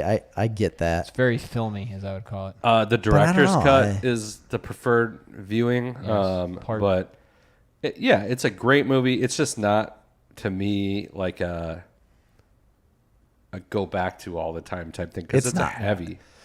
That's what It's it is. A heavy watch. movie. I couldn't imagine now really going back and sitting down and watch. I've seen it many times, Same here. but going back, the task of going back and sitting down and watching it again with no provocation. Right. And talk about the epitome of like the 1,000-yard stare. Yeah, yeah, Like that's the movie. Is yeah, exactly. Here's I'd love to go see it. If it came out in the theaters, I'd go see it in a heartbeat. That I'd love would to be see it in cool. theaters. yeah, I agree. Because it's a visually interesting movie. So anyway, that's my No, I like Very it. good. number That's your 7. and we'll talk about it more later, I suppose. You're number 7. Dirty Dozen. Dirty Dozen. I don't have that on my list. I don't Yeah. think That's- I've ever seen it, to be You ever honest. seen the Dirty I Dozen? don't It's a think classic, so. man. I know I've seen it once, if Marvin, not more. you know? I mean, I know what it is. I don't think I've ever seen it, though. Oh, it's a great movie. I mean, like really go into it or not? No, I mean, you do You whatever don't- you want to do. No, I mean it's the reason I put it on my list because it's an easy watch. It's a fun movie. It's about these convicts from World War II, or not convicts, I should say, soldiers that are convicts, and then they say, okay, if you complete this mission, it is you get to go free, and they have to go kill a bunch of Nazis, I love high rank. killing Nazis. Yeah, which is why Inglourious Basterds was number 8. I mean, who doesn't love killing Nazis? Nazis. You know, that's I just love it. I remember watching it with my dad. It's just a great movie. So Awesome. I know I've seen it at least a couple times, but it's never one that I've rang like onto my top 10. That's good. My number 7 is probably not on any of yours, and it is a movie called Glory. Oh, is that Denzel Denzel? Washington. It's a Civil War movie Yeah, with about the first black Matthew Broderick, Denzel regiment. Washington, Carrie Ellis, I know I've seen it, but Morgan- I don't have any memory of It's been it. a long Morgan time. Freeman. Yep. My mom, the whole reason I know of this movie, my mom used to watch it all the time. My mom loves the Civil War. Everything about the Civil War she's been obsessed with. And anytime this movie was on, she would watch it. Well, I always loved watching the History Channel. Well, then the History Channel would play Glory all the time. And I thought it was like, whatever, this is what my mom likes. This is a very, very good movie. I remember once I watched it all the way through on my own. Denzel. No, I think she just loves. Why do you say that? Well, you said she's always watching it. She always watches Civil War stuff. Oh, okay. So then, like, Glory would be on all the time, or like anything, like any Civil War movie would be on, or any historical thing about the Civil War war would be on. But anyway, I started watching Glory, and I watched it all the way through. Finally, on my own, I was like, damn, this is such a good movie. And Denzel won an Academy Award, a Supporting Actor Academy Award for this movie. It's very, very good. I'll have to rewatch it. I haven't seen it. The cinematography of the movie is phenomenal. Like the way they've shot the movie, the way the battle scenes happen. It's a beautiful movie for, especially when it was shot. It was like it was in the 90s, I believe, that it was shot, right? But very good. It's based on like this group of black Union soldiers that nobody liked, right? And they just used them for a certain mission that they thought was going to be basically like a suicide mission, that they could just pawn them off and say, like, this is your mission, you're going to go and die, we don't need you anymore. But then they're actually successful at it, and then they have another mission and they're actually successful at it, and then they start to realize, like, these people are actually very good soldiers and they can do good work. But then what's his name? Matthew Broderick is like a colonel it's either a colonel or a lieutenant, but obviously he's very against them, and he's like the protagonist in the whole situation. I don't know. The whole movie's very good. It's a Civil War movie. It's something that you don't normally see, and we don't ever see Civil War movies, especially anymore. Lincoln. I like Lincoln too. That's and a good movie. Yeah. I didn't put it. So this is what I was going to ask you before we ever started recording, is what we decided as like a war movie, because I consider Lincoln a war movie. And I said that to Dude. Yeah, I would consider it. I mean, I guess there's not a lot of like battle stuff. There isn't, but it's based during a war. Yeah, he has to he's a make decisions on a wartime war. president. I mean, he was like the ultimate wartime president, Absolutely. right? I mean, he brought war against I would say own him, country. You know what I mean? and Dwight D. Eisenhower are the two wartime presidents that everybody would talk about. Well, FDR. Yeah, FDR, because FDR it was would before be- Eisenhower. Yeah, but I remember Eisenhower was peacetime president, but Yeah. he also he was. That's what I was thinking of. He Is would- like he was the right. general during World War II. FDR would have been the president. He was at the time. lieutenant colonel when Pearl Harbor was bombed. Did you know that? Yes, but by the end of the war, he was a general. He was a 4-star general. Yeah. But he also never saw combat. Well, no, most But you most well- officers don't. Well, back then, if you didn't see combat, it was the end of your career. If you ever read his biography, it's a really interesting read. Really? About I how should. Everything in his life was set up for him to become the supreme commander of Allied forces. It was really, it's really. I just saw it's a him good do read. an interview where he was talking about his son, and his son graduated West Point Mm-hmm. on D-Day.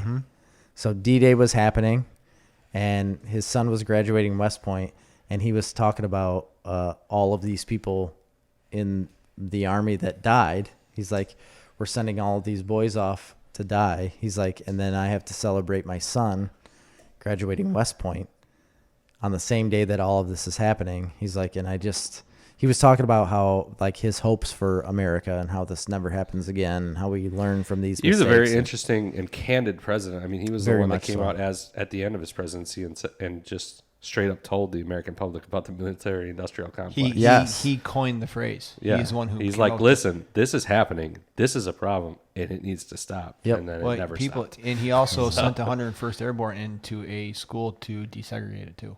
Yeah. Use military. He really believed that it was the president's job to police, not to set policy. That that was his Well, big thing. that is the president's job. Yeah, it is. Literally. I mean, it isn't the president's job to set policy. That's the legislature's job. That's So what- my number 7, Glory, Civil War movie. All right, Really my good. Loved it. number 6 is a Stanley Kubrick movie, Paths of Glory. Paths of Glory. I don't know if I've seen this. It's a movie from the late 50s. It has Kirk Douglas in it. And Good old Kirk Douglas. It's a World War One movie, which you don't see a lot of. No. And it's basically a movie about like trench warfare. Yeah. And it's actually kind of an anti-war movie because it's about like, basically Douglas. how this trench warfare is essentially like suicide. Yes. Bad. And like soldiers refusing to do it, and then like there's a whole court-martial situation going on where they're like trying to court-martial some of these soldiers for not wanting to basically just run straight into gunfire. It's just a super interesting movie. Obviously, it's Stanley Kubrick, so visually it's very cool. The filmmaking is really cool, but obviously it's going to have a particular message as far as it Right. relates to war, because he was very anti-war and those types of things. But it was just a really, really, really solid, good movie. Kirk Douglas is an amazing actor, and it's definitely one that I loved and I would recommend people to watch. Nice. That's my number 6. Your number 6, Deuteronomy. In Harm's Way. It's an old John Wayne Navy movie. I've never seen it. Never seen it. It's Kirk Douglas is in it. The guy from Rocky, the older guy. He's a rear admiral that gets put back into the line to bring an island invasion in, and it's just typical John Wayne. Comes out of nowhere. Very to me, I grew up watching it, so it's a great to me. I love old John Wayne movies. Love John Wayne. What's the John Wayne movie? Marion. He's in a lot of war movies. What's his first name? That's what he was contracted to do a lot of. This was He did a ton of war movies before he ever did westerns. No, they did it about the same time because that's what was going on was westerns and war movies because all the veterans wanted to watch them. And Right. Oh, The Sands of Iwo Jima. I love that movie Oh, too. yeah. that's a good. That's a John Wayne That movie. made my honorable mention. I was gonna put that instead of In Harm's Way, but I just enjoy Harm's Way a lot more. I mean, Sands of Iwo Jima, he's a bastard Marine, man. He's a badass. You know that gets these guys in the shape, that gets them in the shape and says you're gonna die unless you start listening. So and they do. So That's awesome. yeah, I love John Wayne so much. He's so good. He sounded like a terrible person, but I love him. He had some. I mean, He had some ideals. He was not a good guy. no, I would but say, well, at the time, that's he was, times. It was the times, yes. Those were the times. They were. Those were the days. Okay, stop. also My was- number- He was also very bald. Really? He was? Yeah, He wore a hairpiece? He wore a hairpiece because that was what was expected of him in Hollywood. No way. Yeah, he was very much had a huge receding hairline. Well, you've ruined my childhood. Thanks for that. That's why I wore a hat. My number 6, right? Number 6? Sure. Look, yeah. Inglorious Bastards. Oh, yeah. It's a Quentin Tarantino flick. Yep. You're going to have it on your list I am. coming up, Yes, Chris? yeah. Okay. We'll talk about it then. Yeah. All right. Okay. Next. My number 5 we'll also talk about later because it is Saving Private Ryan. Oh, I already know where Jerry's got this yeah. because I know he had it on his list of like favorite movies of Yeah. all time. Right. So we won't go too much into depth right now. Obviously, this is a movie that everybody's seen, everybody knows about. Yeah. Tom Hanks. We can talk at length about it later, but that is my number 5. It probably should be higher. It was a very hastily ordered list. Hey man, if you like the movie, it's where it's at. Mine is number 5 is Patton. Patton. Oh yeah, I forgot about that. That's a good great movie, movie. too. You know, It's long. very long. It's like almost 3 hours, right? So people gotta remember, this movie was written to denounce Patton, to make him look foolish, and Which it did the absolute it made him into opposite. an American icon and hero. Yeah. Because it was written. Francis Ford Coppola helped write it. His screenplay. George C. Scott. It's just a great movie. I mean, there's a lot of aspects of his ego. Now this is another interesting. Did Oliver Stone do that movie? No. No. Okay. No. Oliver Stone did Patton. Or Platoon. Platoon. Yes. Oh yeah, Platoon. yeah. But people got to remember about Patton. He recognized mechanical warfare back in World War One when he saw, and him and Eisenhower actually tore down a tank in Fort Knox, and tore it totally down, and put it all back together. Him and their troops, so they got understand it, and that's why they were so. What do you got there? Yeah, Jared. Don't worry about it. You holding on us? We're live. Oh. All right. Yeah. Patton. Yeah. You know what? I like that movie. It's been a long time since I've seen it. I barely have very little memory of it, but I do remember liking it. You hit on not Rush Limbaugh, Bill O'Reilly. Bill O'Reilly and another guy put out a book about Patton, killing Patton.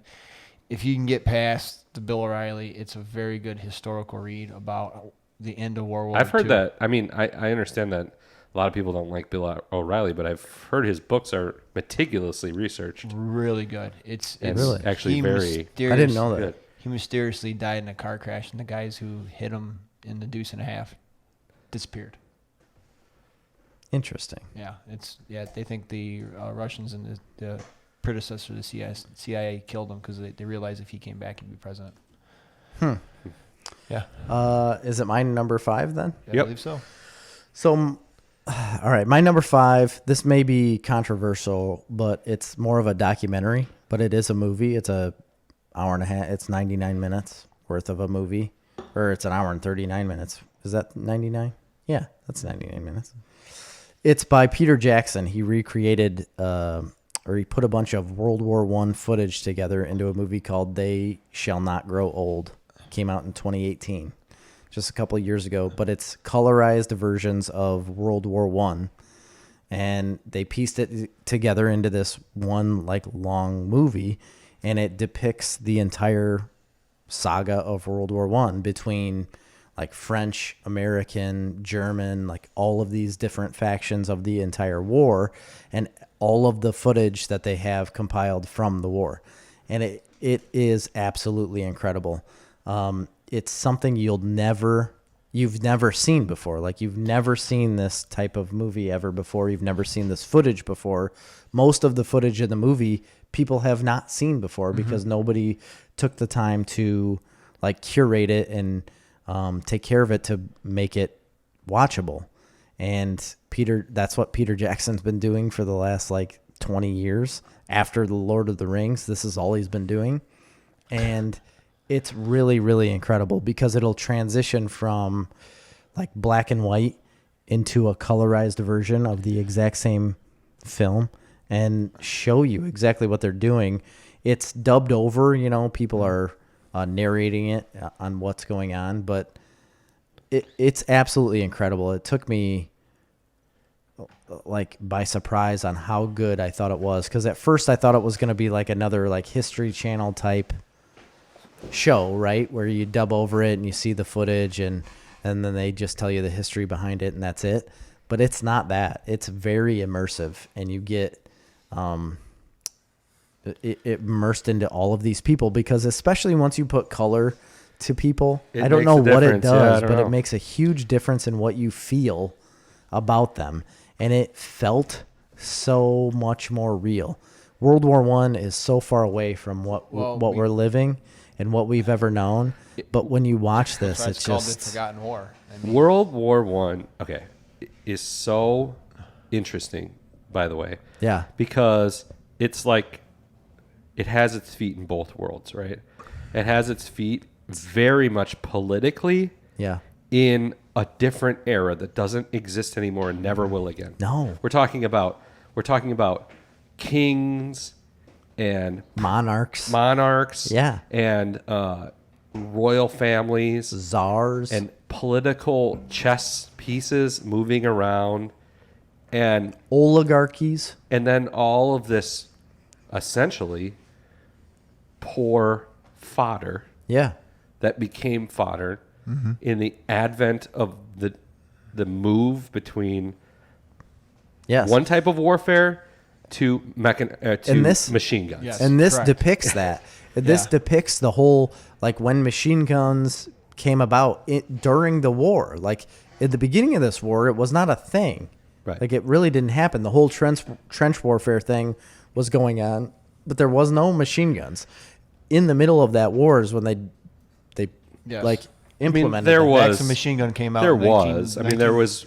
It No. wasn't widely used. Right, And then but all there of a was, sudden like, it became more prevalent. what are those Gatling guns? There was things like that, but that was very different than the what. Gatling gun was kind Yeah. of phased out after. But the Civil gas War. operated machine gun. The Maxim Yeah. machine gun came out in 19. And chemical 1912. warfare. Chemical warfare was Mustard awful, gas. and Oh, they yeah. talk about that in the movie. It's an insane So I started period of watching time. this a couple months ago, and I actually fell asleep. I never circled back to it. You Now need to. I It feel just- horribly bad that I didn't.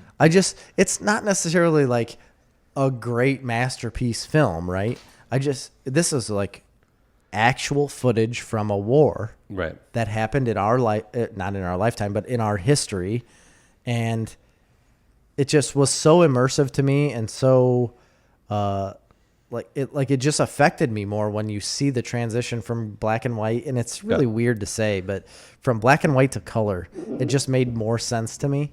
And then seeing everything that happened throughout the war and what eventually ended it, what created it, like what happened in the middle of it, the political side of things, but then the nitty gritty, like in the trenches type war. And they show footage of people running through trenches while things are blowing up. It's insane. And I just can't So the best thing ever. imagine it. One of the best things I've ever consumed is this podcast called Dan Carlin's Yeah. Hardcore History. Yeah. The unfortunate part about it is a lot of the podcasts he took down. This guy, And you got to pay for it. it's behind a paywall. But this guy is a history professor that intensively has researched history more than anybody. And then he makes these like 4-6 hour long podcasts in series. And one of his best ones is the one on World War I. It's called Blueprint for Armageddon. Okay. Yeah. Everybody needs to listen to this podcast. It's like 4 episodes and they're like 4 hours apiece. Does he touch on the end and how bad we It's screwed Germany over? It's an exhaustive, in-depth history of World War One and the setup to it, during, and then the repercussions after. Yeah. And it's I couldn't recommend it more than anything because it is something that in the back of our minds we all think of it like as a modern war. Yeah. And it was in a way a modern war in a medieval time. Not medieval, but like It just crossed so many paths. Well- Like they literally grew so much in warfare. it's during that kind time. of similar to the story of World War II, but insofar as the Manhattan Project and the development of nuclear weapons. Yes, it's the You know? same. It is Well, kind of the same, but just like leaps and bounds ahead of each other. Right. Yeah. It was really the first war where they had reliable repeating rifles with large cartridges. I mean, you had bolt action rifles, which everybody used, so that you could put rounds downrange, and the Maxim machine gun came out. Tanks were becoming around. I actually Like watched, literally just started coming Yeah. around. but no, this sounds good. I need to. Blueprint for Armageddon. Check that out. It was and pretty then good. what was the movie? They shall not grow old. I'm gonna check that out. All right, my You're number 4. my number 4 is Lawrence of Arabia. No, great- it's not. Yeah, That's a it great is. movie. It is. That's a great movie. Have you ever seen it? I have.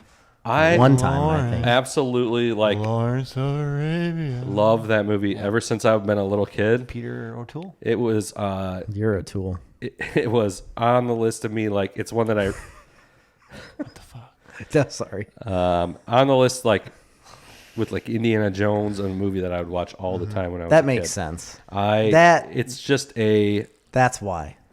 it's a Indiana Jones. it's a Have you ever seen it? I don't feel like you've ever seen it. Like one time. You I remember know, anything about it? No. Well, But I feel like that's why you like it. cinematography of it, the movie is just insanely beautiful. It is. It's unbelievable. It's made in the early '60s, and it could be released like yesterday. Cinematography wise, it's awesome. The story is awesome. The settings, again, it's like a connection to this kind of like bygone era. Well, it takes Yeah. place during World War One. Is it World War One? Yeah, it's an incredible movie. I can't. It's a very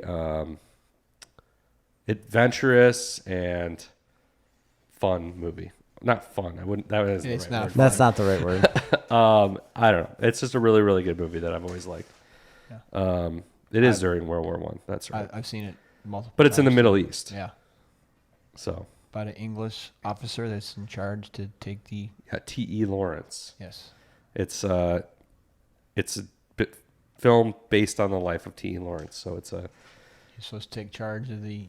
At the time they call them Arabs, or I think that's the term they use in the movie. yeah. And they had to defend. They had to drive the Turks out of Arabia. Yeah. The Ottoman Empire. Yeah. That's it. Thank you. In Syria. Yep. Yep. So anyway, that's a movie I've always liked. It won 7 Academy Awards, Jerry. That's a lot. Yeah. That's a lot. All right, dude, you're number 4. Black Hawk Down, the Battle of Mogadishu, man. I forgot about that movie. Yeah, that was a good movie. It's an easy watch. I mean, I 2 didn't. Medal of Honors were given during that Yeah. situation. During the Both. movie? Well, no, for the actual combat. For the poor bastards that went down in the helicopter and defended the pilots. Yeah. And Yeah, life. those 2 guys that gave their lives. Yeah. It's a really easy watch. I mean, everybody's seen Black Hawk Down. I mean, are they going to get the general and they get shot down? The one Black Hawk gets shot down and they have to go rescue him. And It's crazy that, like, I feel like this shouldn't have happened. Like, well, it shouldn't have happened. Like, this shouldn't have been an issue. Like, it shouldn't have been a war that caused so much loss for the U.S. You know what I mean? Like, it wasn't even a war. It was just like, it was a police in action. We went in there. That's all it was. It was Somalia, right? yeah, We went in there to kick them out, and it was like an incredible loss for the U.S. yeah, That's Clinton in the 90s.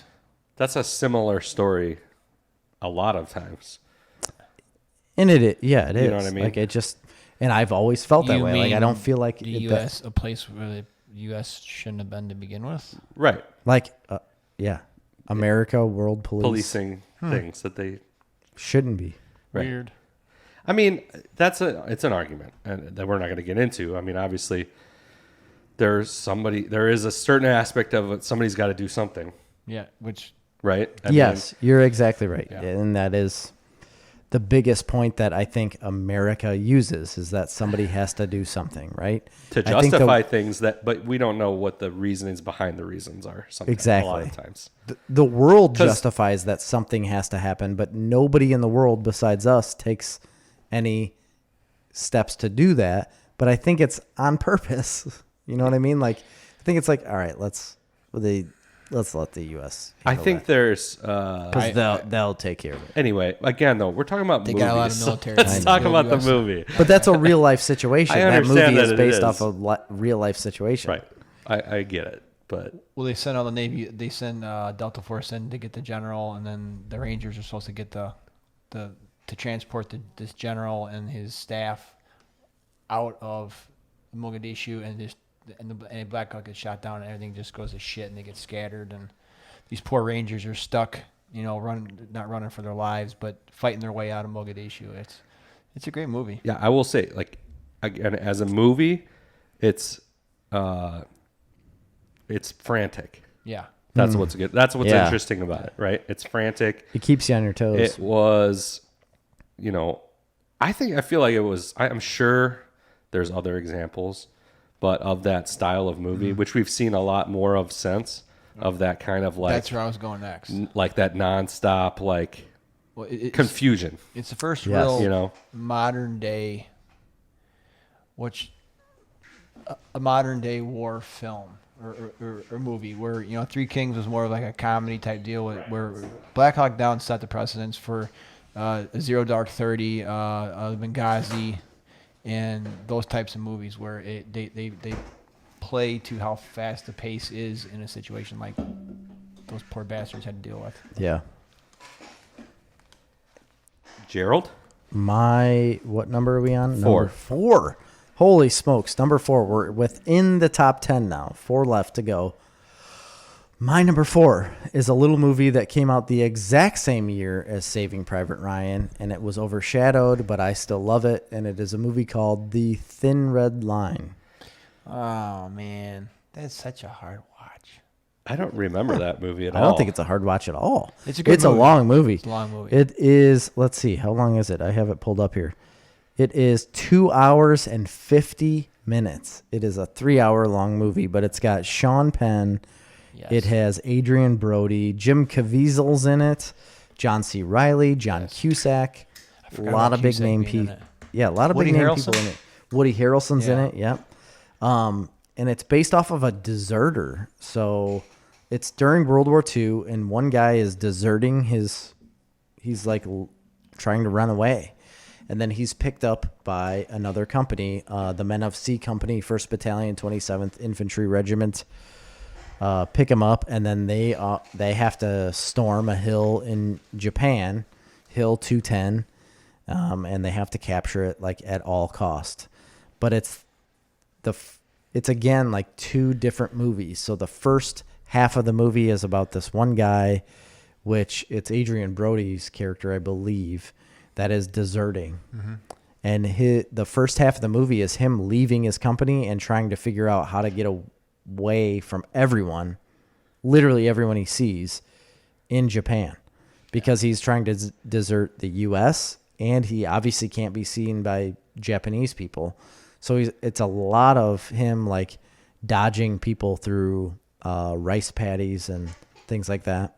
And then he is picked up by the U.S. again, and they thought he was just lost. And obviously he lets them believe that he's just lost and was deserted rather than him being a deserter. And then the story continues from there about them tackling a whole hill that they have to take regardless. Like the U.S. told them, we don't care what happens. You have to keep fighting until everyone's dead, whether it's you or them. Like, we have nobody else to give you, and it's you or nothing. And the story really changes towards the end of the movie when that's what has to happen. Yeah. It's super good. It's very intense. It's filmed completely differently than I feel like Saving Private Ryan was. Saving Private Ryan is an incredible movie, obviously. Yeah. This one's way grittier. It's more like down to earth. It's literally like shot low. It's like below a lot of the characters, like on the edge of water in the rice paddies and like on the ground while they're running and right up in their face. It just felt more gritty and in their face than a lot of movies, especially at that time. Very good. But it is a long watch. Yeah. And some parts of it can be slow. Nice. But it's my number 4. Number 4. My number 3 is not. It is a war movie, but well, it not should be a combat movie, and it's actually a comedy. It's a dark comedy. It's another Stanley Kubrick movie before he got into crazy movies like The Shining. Does it involve Orange. Robin Williams? No. Oh, I thought you were going to say. No, it's called Dr. Strangelove. Oh, yeah. That's a classic. And what is it like in The Mad Love of a Bomb? Dr. Strangelove, or How I Learned to Stop Worrying and Love the Bomb. Yeah. And it is with Peter Sellers, and it's basically like the whole movie taking place in like this whole kind of situation room. Yeah. Or whatever you would want to call it. Doomsday Shelter. Doomsday place, and it is Peter Sellers playing multiple roles. It's which a very good in movie. itself it is funny. Like it's funny in a way that like it's different than what's funny now in a comedy, but it is a dark comedy, so it's not necessarily like hardcore laugh out loud funny. But No, but you have to take it for the time that it was you have to produced take it for the as well. time, and I just think it's a really well made movie, and it's super interesting. And I've seen it many times, and I always think like I'm not gonna enjoy watching this movie again because like I know exactly everything that's gonna happen. There's nothing shocking about it to you anymore. Yeah, but But I always enjoy watching. It's just one of those movies that it is very good. I enjoy watching. I never thought about putting it on a war movie list, but Yeah, you're me right. neither. It should be. Yeah, basically it's during the Cold War, and it's the Soviets and the United States, and it's like this cowboy general that basically decides to launch the first strike of a nuclear weapon against the Soviet Union, and all the fallout from that, and not nuclear fallout, but political fallout for that and whatnot.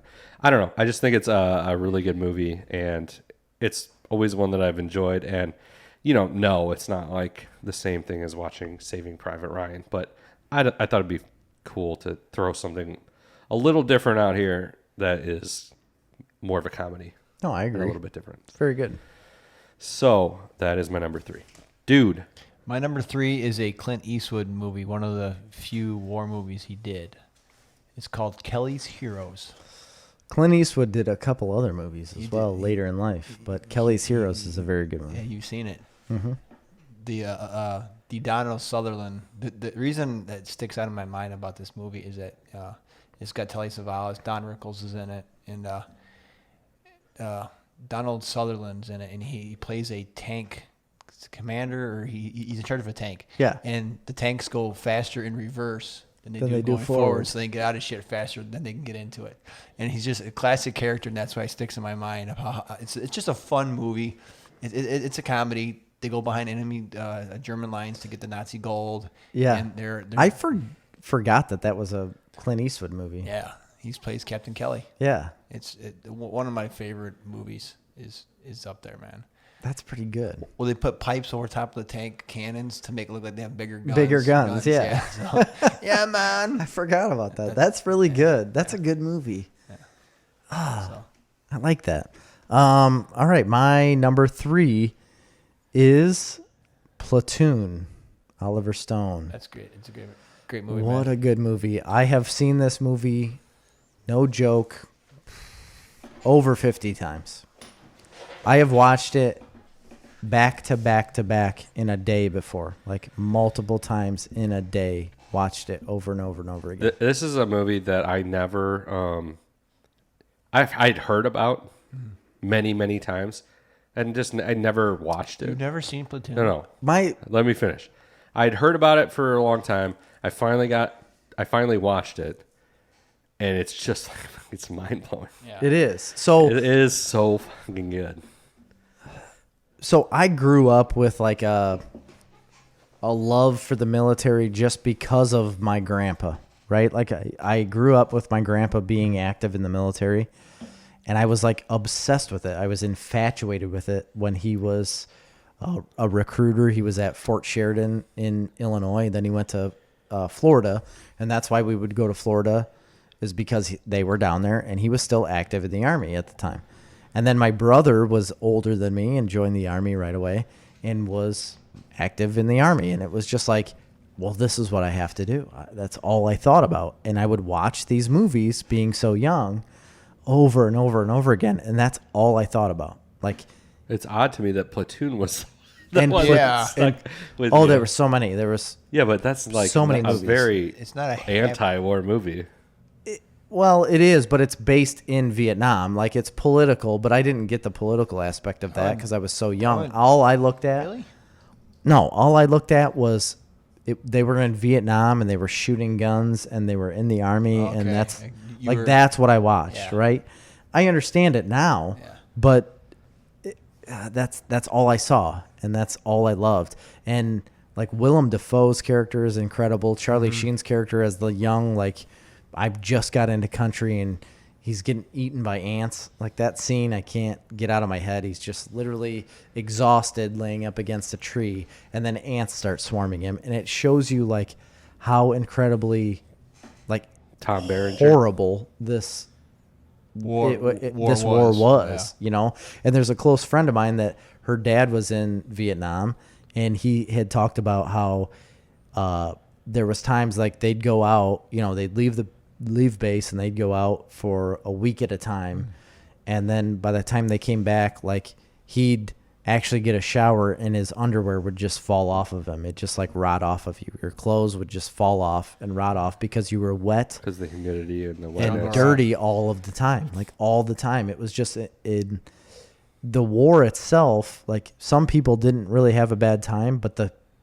conditions were just so bad for most of them that it made it so terrible. But I don't know. I loved everything about this movie. Tom Berenger, yeah, like you said, was awesome.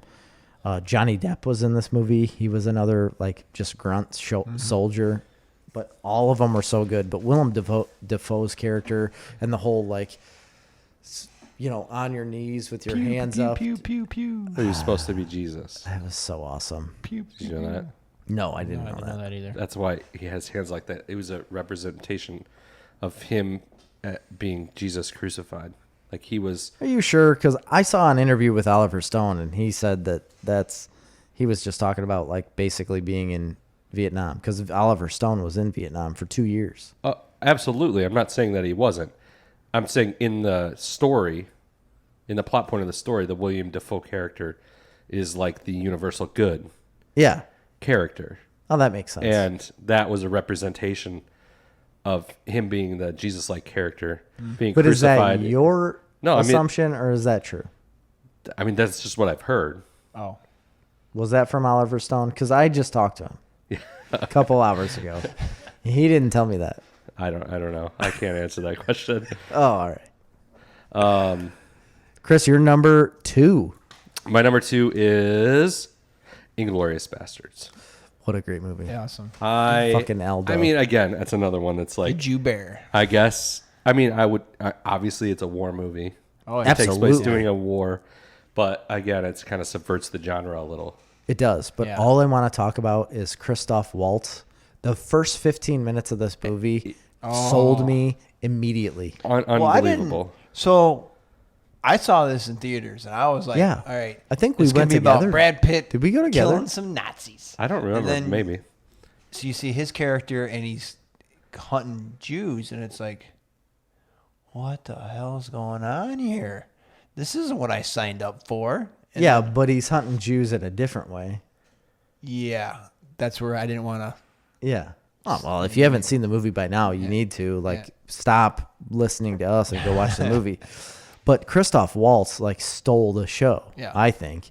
And this is what put him on the map. Oh, for absolutely. everybody. Absolutely, yeah. But the first 15 minutes of Is his that the scene interview, when they're in the house? yes, Yeah. like that's the beginning of the movie. Yeah. That's how he starts off the movie. It's It's like incredible. he comes into this house, he interviews this family, and the way he acts and the way like there's people hiding and him searching around the house, but just his delivery of this monologue during this opening of the movie immediately sold me. You get so like nervous. You get this It's nervous unsettled. tension. Unsettled. And you can tell like he has this other plan. He speaks to you in a certain way, but you can clearly, like, you know, because he's a Nazi, but you can clearly tell he has a different plan than what he's speaking to you, even though he's genuine. And I don't know, that dude did a phenomenal job. I love that movie. I should have probably put it higher, but there were just other movies that beat it out. But that acting from that dude, didn't he win an Academy Award for that? I believe so. Yeah, I think so. I don't know. I think he did. But no, More like an ass chewing. I've had a lot of ass chewing. it's just it's as close to a perfect. I mean, I love Quentin Tarantino movies, and it's near the top of my list of Quentin Tarantino movies. It doesn't yeah, I think put it is. at the top of the list often for his movies, and I'm not sure why, because it is really good. I do love Jackie Brown and Pulp Fiction and stuff like that as well. But Reservoir Dogs. yeah, I've never been as huge of a Reservoir Dogs as people seem to be, but fan as people seem to be. But I still like it. Yep. So anyway, that's my number 2, Inglourious Bastards. Yes, he won in 2010 Best Supporting Actor for Inglourious Bastards. Christoph Waltz did. And he also won in 2013 for Best Supporting Actor in Django Unchained. Really? That's a great movie. What a good movie. That was a good movie too. I never saw the loved 7 one. Hateful Eight. Hateful Eight. I never saw that. That was So amazing. Pagoda, Nate and I went and saw that up in New Lenox with. We went and saw it in theaters when they ran it in 35 millimeter. Oh, really? Yeah, because they. Oh yeah. He put it out in 35 millimeter first before it came out in regular theaters, and we went and saw it in that. So it was like the legitimate click, click, click, click, click, click, click, click, I click. miss that sound. It was so great. It was really good. It's not one of the best Quentin Tarantino movies. Very fun watch. I really enjoyed it, and I think the experience of watching it in 35 millimeter was what did it for me.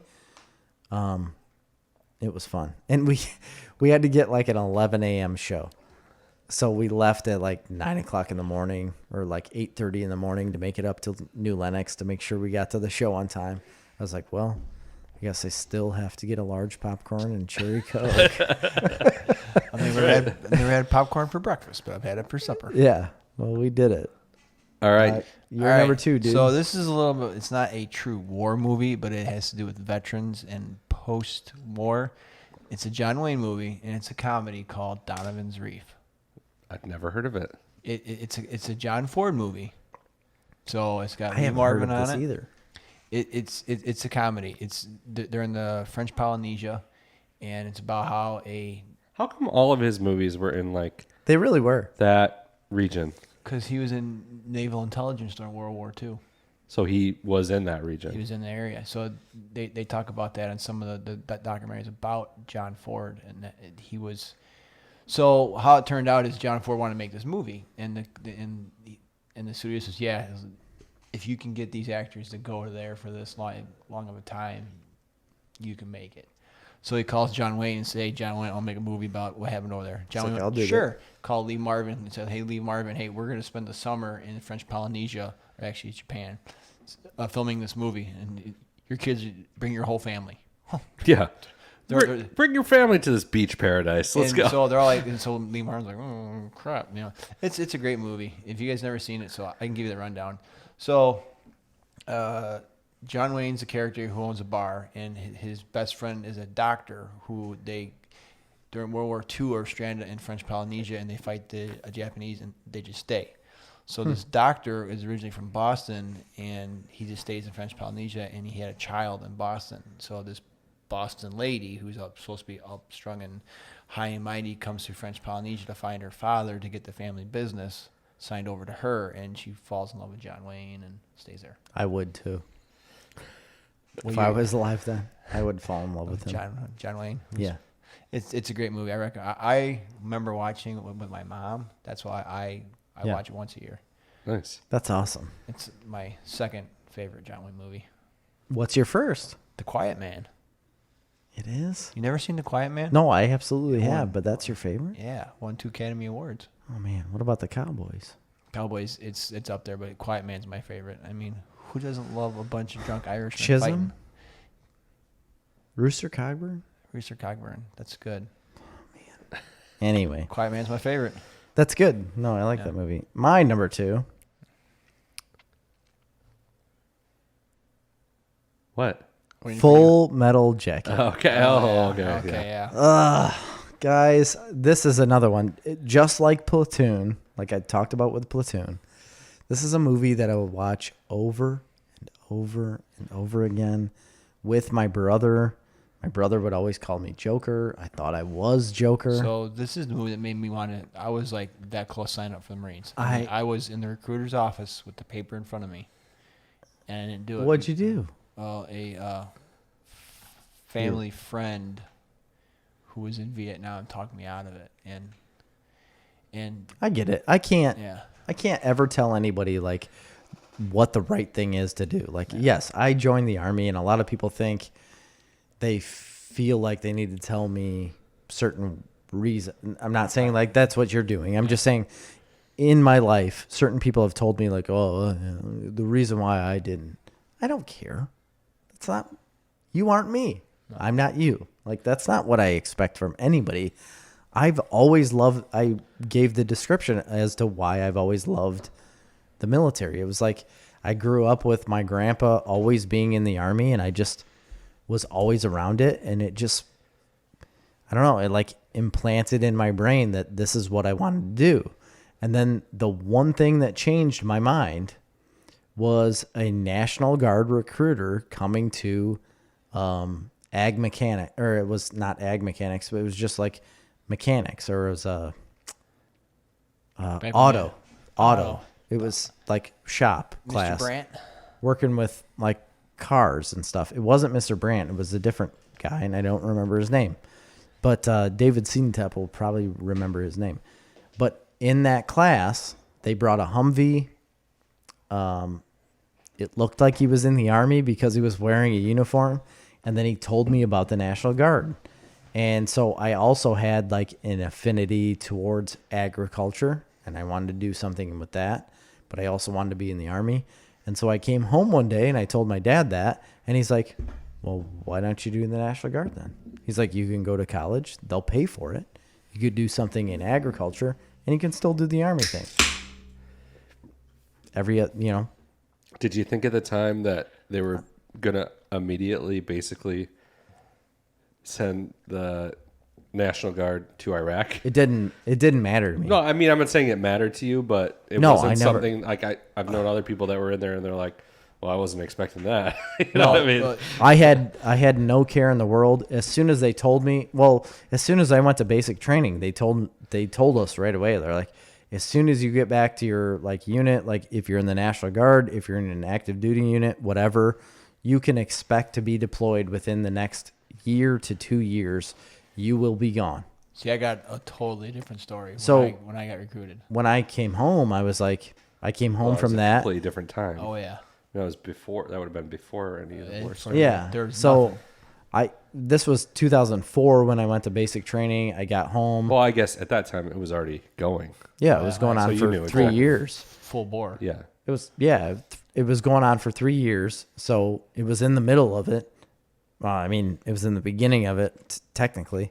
But yeah. I got home, and then everybody thought, like, National Guard, we're not going to touch. Nobody's going to touch National Guard. But that's what they were sending, because active duty was basically tapped out at this point. Right. And that's all they were sending. But anyway. Full Metal Jacket. Yeah, great movie. When I watched this movie, man, that's what really like stemmed my love for the military, because of R. Lee Ermey.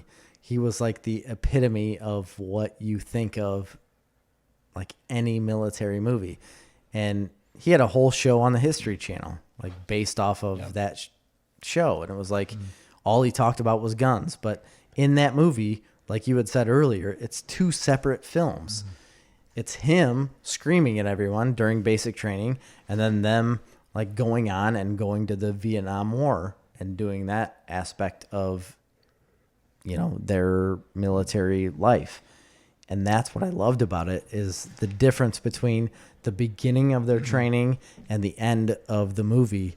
Like, they are two different people. It's two different times. Yeah. It's awesome. I love it. That's what I love about it, is like the two aspects of the movie. Also, weirdly enough, a Stanley Kubrick movie. Yeah, the third one that we've mentioned today. It's a Stanley Kubrick movie. And a theme of you being enticed into the military by anti-war movies. Yeah. There's a bit of an argument with Full Metal Jacket. People have argued it both ways. No, it was totally anti-war. But it was movie. definitely. It's supposed to show you this is, if you go into the military, this is what's going to happen to you. They're going to so beat the shit out of you. When I'm first introduced to these movies, I'm also very young. I understand. And I don't understand that. But even like looking at it now, like you can say they're anti-war movies, but that's all they depict. The only thing they depict is the war and the people within the war being against what they're doing. I mean, in today's day and age, you could film an entire movie about the Iraq or Afghan war, even with me in it, and I wouldn't necessarily have a positive outlook of the war I'm in. Right. You know what I mean? I'm not arguing with that. And Full Metal Jacket was maybe a little more on the fence with that, but like a lot of those movies, those Vietnam era movies, were made with a perspective. An anti-war perspective. What was the Michael J. Fox movie that was like really anti-war? There was a Michael J. Fox movie that was had Sean Penn in it, and it was way anti-war. I can't remember the name of it to save my life right now. Well, I don't know, but irregardless, it's a phenomenal movie. And my second favorite. I always loved the fact that it was two different movies. And I just thought that was interesting because it's nothing I've ever really seen done before. Well, I think that was the first time really where the public got to see what basic training was like in a film, what basic training was really like. I mean, there was what's the World War I movie with this black and white? I can't remember that. Give me a minute. It was he won the Medal of Honor. I'm trying to think of the name of it. Sergeant York? Sergeant York. That movie is on my honorable mentions, and it's amazing. It's a great movie. I thought about putting it in my top 10. I absolutely love that movie. Yeah. But maybe you have it on your number one. I don't know. I don't know. Casualties of War is Michael J. Fox and Sean Penn. It's based on events in 1966 on a hill. It's that's a good one, but it's definitely a drama. We're waiting for Jerry to get back before we do our number ones. But Sergeant York was a World War I movie as well. Mm. And it was about a farm boy, right? That was a good shot and basically came over there and became an American hero. He was like he became like the Captain America of the time. Well, he was a conscientious objector. Thank you. He did not believe in killing, and by the end, he had killed a whole lot of Germans to save his people, to save his platoon. And they won the Medal of Honor. I mean, he single-handedly got behind enemy lines, took out the whole machine gun nest, and captured all these Germans. I mean, there's 5 or 6 of them that took on a division, I believe, and captured them.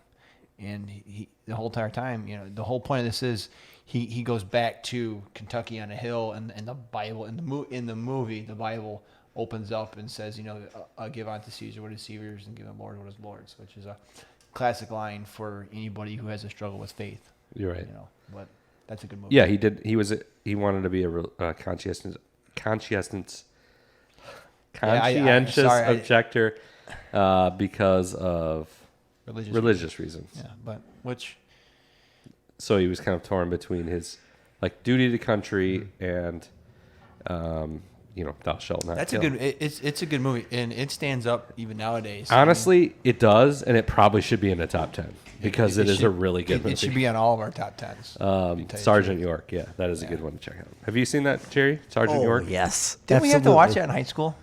I watched it. I think so. I don't remember, but I think I actually saw it in that film class in college. I think is where I saw it. Yeah, I don't think I saw it in high school. All right, we're on to number one now. Now that Jerry is back. My number one is the best war movie ever made. And it's one of my favorite movies ever made. And it is Platoon. Oh, Platoon. Platoon is You're right. An incredible movie. It is. I'm not arguing with you. It is such a good movie. Not only is it an incredible movie, the story behind the movie of just how the movie came to be is incredible, unbelievable. It's a movie that shouldn't have ever been even made. Yes, nobody wanted it made. No, and Oliver Stone basically forced it. It was basically like his first movie. He had written some other stuff, but I think it was one of his first movies, if not his first movie. Oliver Stone, who is an extremely liberal person, extremely liberal Hollywood type, but informed because he was in the shit in Vietnam. Not like very much so. I was around the situation. No, he was in it. This movie was based on his experience in the war. in the war. He was vehemently anti-war. I'm almost positive he based Charlie Sheen's character off of him. He did. Like he was the new guy in the platoon. Like he didn't know anything. Oliver Stone is, while I might not agree with him politically on all things, he is one of my favorite filmmakers. I have the Incredible. Oliver Stone box set. This He's was part very of good. a trilogy of movies that he dedicated to this topic of the Vietnam War, along with Born on the 4th of July, Heaven and Earth, and some other ones. But he also extensively does movie on politics, of course, JFK and things like that. Well, he also has a Netflix history special. Which is very his left. perspective. Yes. Anyway, besides the point, let's talk more about this movie being absolutely incredible. I had heard about this movie as a kid, and I had very much kind of a similar perspective of Jerry, like, oh, it's a shoot 'em up in the jungle military movie. And it's when you get older that you realize the nuance of the movie. I'm not necessarily even saying from a political bent, just from a storytelling perspective. Right. Like, it's a very effective movie. And that's what I meant. Like you talked about like the anti-war aspect of the movie. Like I didn't see any of that when I was watching it to begin with. It's just it's. I saw it as a war film and the nuance of war. Like that's what I looked at. Yeah. That's all I thought of. It's weird to say, but that's literally all I thought of as a kid. I dug holes in my yard, like foxholes in my yard, and cut our telephone line because that's what I did. Like that's what I wanted to do. And that movie was one of the reasons why. So further than that movie being awesome, and further than Oliver Stone basing it on real life experience and like going out of his way to make this movie as basically a journalist at the time. Right. This is the first movie ever made that was really anti-military and anti-war. It was like to counter it was John Wayne, and the Green Berets and the movies like that from the 1950s and 60s that were very hoorah military. Let's go. This was the first movie that kind of countered that, and it encountered a lot of resistance for that. That's why it. So, and that's what Full Metal Jacket stems from. Mm-hmm. Absolutely. Because it's the year later. Yeah. So Full Metal Jacket came out in 87. Platoon came out in 86. The whole reason that movie came out is because Platoon was a thing. And it had such a standing in society. And Stanley Kubrick had a history, both with Doctor Strangelove and Paths of Glory, of making war-critical movies. But not at the level. Oliver Stone's was very in your face. Especially in 1986, it came out. It said what it said. And nothing had ever been done about the Vietnam War at that point. It was A, too fresh, and B, too divisive. There was one movie that came out before that. Quite a few years before that. It's on my honorable mentions. Oh, okay. Well, anyway, the other cool thing, crazy thing about it was made for $6 million, and it made $138 million at the box office. I didn't know that. It's just an incredible story all overall. If you want to hear more about it, I highly recommend you listen to Oliver Stone on Joe Rogan's podcast, where they do a real in-depth dive into I need to watch specifically this movie. Wait, Oliver Stone was on Joe Rogan? Yeah. I didn't know that. And they talk basically about Platoon for most of the podcast. I didn't know that. I need to listen to that. And I think that's where I heard the thing about the William Dafoe. I take that back. The movie I was talking about that I thought that came out before Platoon came out in 87, which was a year later. So I think that's where I heard the... What was the movie? Hamburger Hill. Oh, that's a good movie. Yeah. I think that's where I heard the William Dafoe thing, but I might be just confusing myself because he did play Jesus in Last Temptation of Christ, right? Yes. But no, I'm pretty sure he does that, and he's betrayed by his own soldiers, so he's literally crucified by Judas, his own. No, he's trying to save everybody. He's throwing flares up saying don't. They were going to napalm the whole area, and he sacrificed himself for everyone, which would be like Jesus. Yeah. He had flares in his hands? Yes, he had 2 flares. He pops them off and puts them up in the air with his hands up, saying don't do it right here. like whatever they were gonna napalm the area, and he was like, no, don't do it, and he sacrificed himself to save everyone else running out of the area. Anyway, it's an amazing movie. remember It won 4 Academy so Awards: Best Picture, Best Director, Best Sound, Best Film Editing. So, Yeah, it's very good. the end. Number 1 for you, dude. Saving Private Ryan. I know it's very cliche, but Jerry will join you with that one. That is also my number one, Saving Private Ryan. It's just a great movie. It is so good. I mean, Everything Tom Hanks. about this movie is so good. Yes, Tom Hanks is obviously the best. It's also coincidentally your number 1 movie of all time, right? Correct. I think we've done that before. We have. Was the first 20 minutes of the movie is probably the most accurate you're going to get of a landing on D-Day. I mean, that's out there. There's some It is so shocking to see that. Like, when you watch a film, you don't see any of... You've never seen any D-Day landing before this movie came out. No. You don't see... I can't remember if there's... I think you're right. There's a couple back.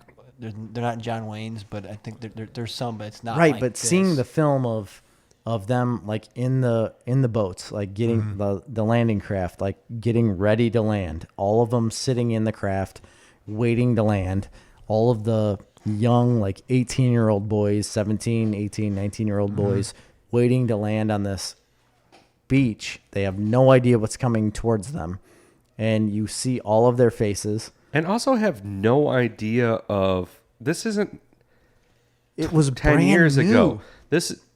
But I'm just saying, like, TV wasn't even a thing. This movie's 20. This So you're movie taking- was so far beyond anything we'd ever No, seen. I mean, like, I'm saying those soldiers at the time, they had no understanding of the world at large. No. So can you imagine that experience?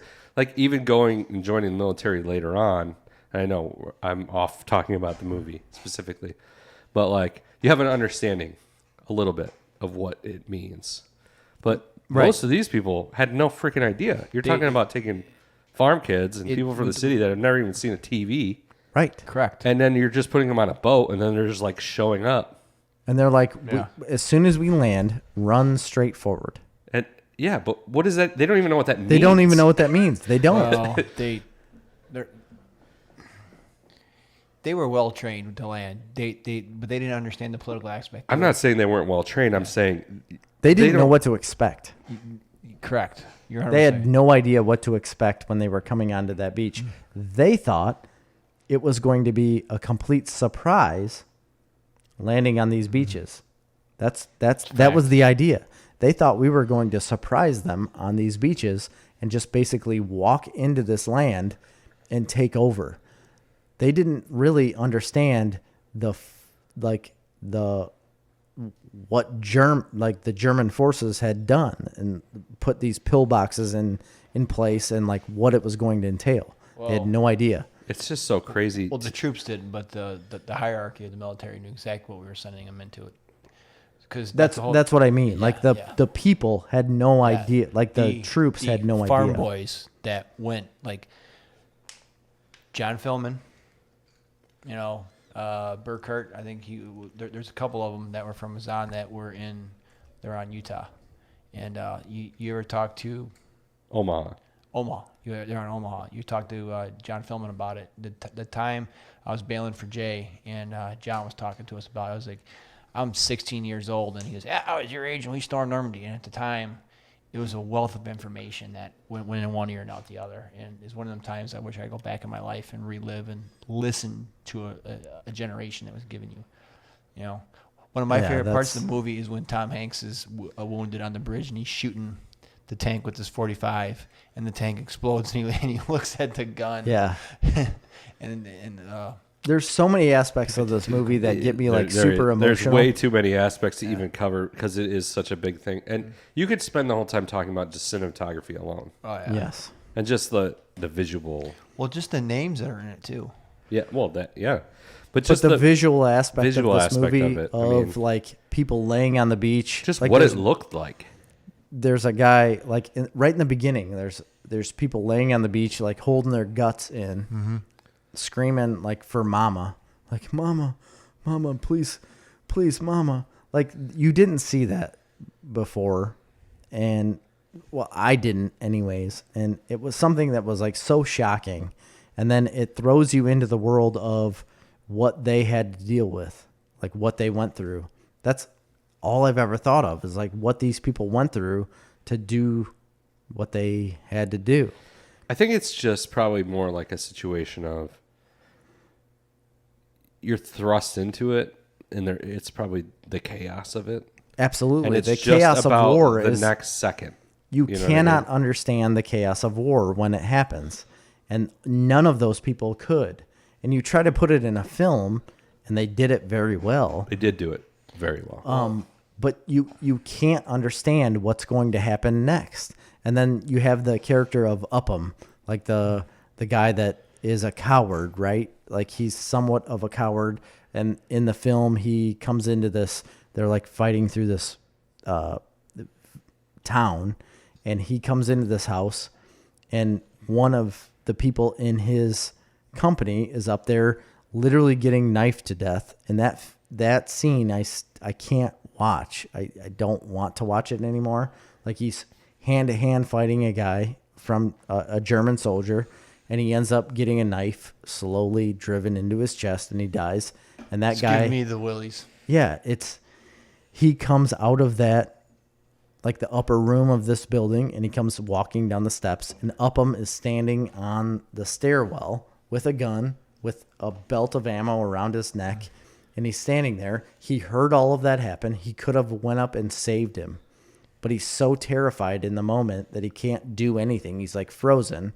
And then the German soldier comes walking down and looks at him and just leaves him because he sees how frozen he is in terror, and leaves him and walks away. And he's just standing there terrified. He didn't go up and save his soldier. And you think about being in war, and you're like, oh, I would have saved him. I would have done this. I would have done Well, that. that's the whole point. Is You have like, no you idea. can't judge Well, that person. Nobody can understand what you would have done in that situation.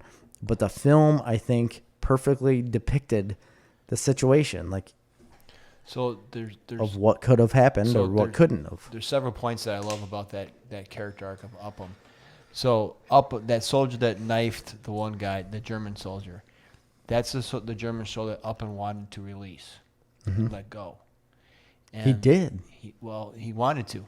So then the whole situation, all of Tom Hanks' troops are fighting one another, and Tom Hanks. Now this is something I've learned in my leadership classes is he takes a book. This is straight off the shelf to defuse the situation. His troops, he brings them all together by bringing a fact about himself. It's the whole, who is this captain? I'm an English teacher. What? He's an English teacher, and this guy's a badass. Well, leader. that's So and the And point. he didn't that's want to the- tell anybody. They make that point. that's the point. And then later on, Upham can't save his fellow soldier, and the German walks by Upham because Upham tried to save him, and then 5 minutes later, Upham caps the German soldier that just knifed his buddy. So, and it goes back to what you're saying about you have no idea what's going to happen second to second in warfare. And I am thankful we have brave young men and women that are willing to volunteer for the armed forces, and I'm thankful for that every day. But again, this movie is amazing. If you haven't seen Saving Private Ryan, you should. Well, I just think that it's all the different varying aspects. There's like 10 different themes and 20 different ideas, and there's just a lot going on. There's in this so movie, much going on in you this know what I movie. mean? And so that's why you just bring up like the whole thread with Tom Hanks and being a teacher. Like there's depth to that. Yeah. That isn't necessarily explored, but it's left to your imagination of like just your everyday American Yes. And can be this. You know he what I mean? didn't- Like there's a whole range of themes. and during that, he didn't want to tell everybody during the war like that's what he was, because he felt like it was a lesser idea. Like he was this captain in the war, but if he told everybody I was an English teacher at home, They wouldn't they have would their think, respect, yeah. they wouldn't have the respect of him. So he had to keep a certain level of respect to lead this amount of people into battle, right? So he had to keep a little bit of mystery in his life in order to keep it going. And then by the end of it, it didn't matter because war is war, and it that's and it kind didn't of matter. the ultimate point, because the whole thing is saving Private Ryan, and then they go to get him, and he's like, "Why would you do this?" Yeah, And the theme is because that's what we do. that's what we do. You know what I mean? That's what we're And doing. We lost more people along the way, and that's his point. Is like it's not worth that. Right. It doesn't matter. And that's what you have to understand is like, maybe it doesn't. That ending still tears me up, earn this, and the old Private Ryan asking his wife, am I a good man? Yeah. That still tears me up every time, man. Yeah, the whole movie's amazing, and then it stems into the miniseries that Steven Spielberg did with Band of Brothers. Yeah. Well, so all the military guys who helped out on that, Tom Hanks and Steven Spielberg, realized that these guys are all dying. Their story has never truly been told, and that's where the story of Easy Company comes from. Is they talk about storming the Eagle's Nest, which is all that's true, and that's another good miniseries. I mean, it's 10 episodes, 10 hours long. Watch it. There's not a lot of other. So we wrapped it up here. So it's interesting. The genre is interesting, right? Because it's persistent across a long period of time. It changes a lot through the decades. And the other interesting thing about it is like all the different perspectives you see from the whole genre of war movies, because there's ever changing perspectives on war, right, and soldiers and everything. There's a lot of nuance. You know what I mean? Yeah. And there is a lot of like nuance to the American perspective, and it's time frame. There was obviously a huge issue, 20 years ago, where we had glorified World War II, and then all of those people that were leading the veterans groups from World War II didn't have any interest in allowing anybody from the Vietnam War to participate. That's very true. Then those organizations just started to die because World War II veterans were getting old, and they had basically shunned, people who had served in the Vietnam War out.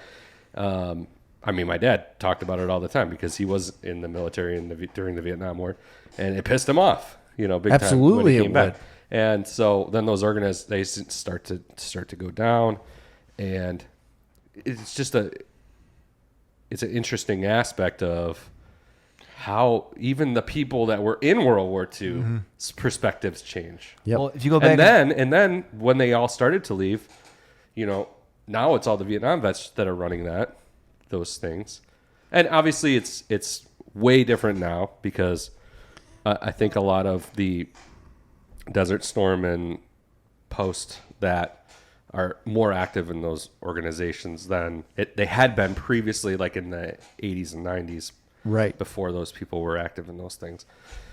It's just interesting that the nuance of it all changes, and then there's a whole genre of film that changes around that. Exactly. If you look at the World War I, World War II, and some of the Korea, it's war, and the guys there are very heroified.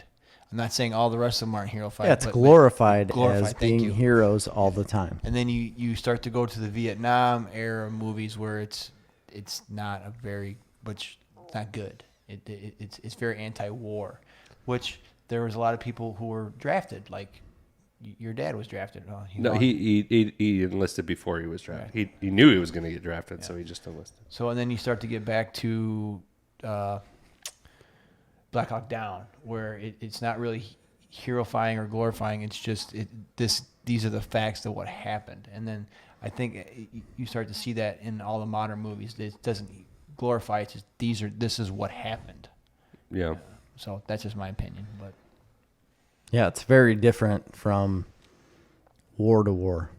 Yeah. Every aspect of war is different between each movie because they become more politicized.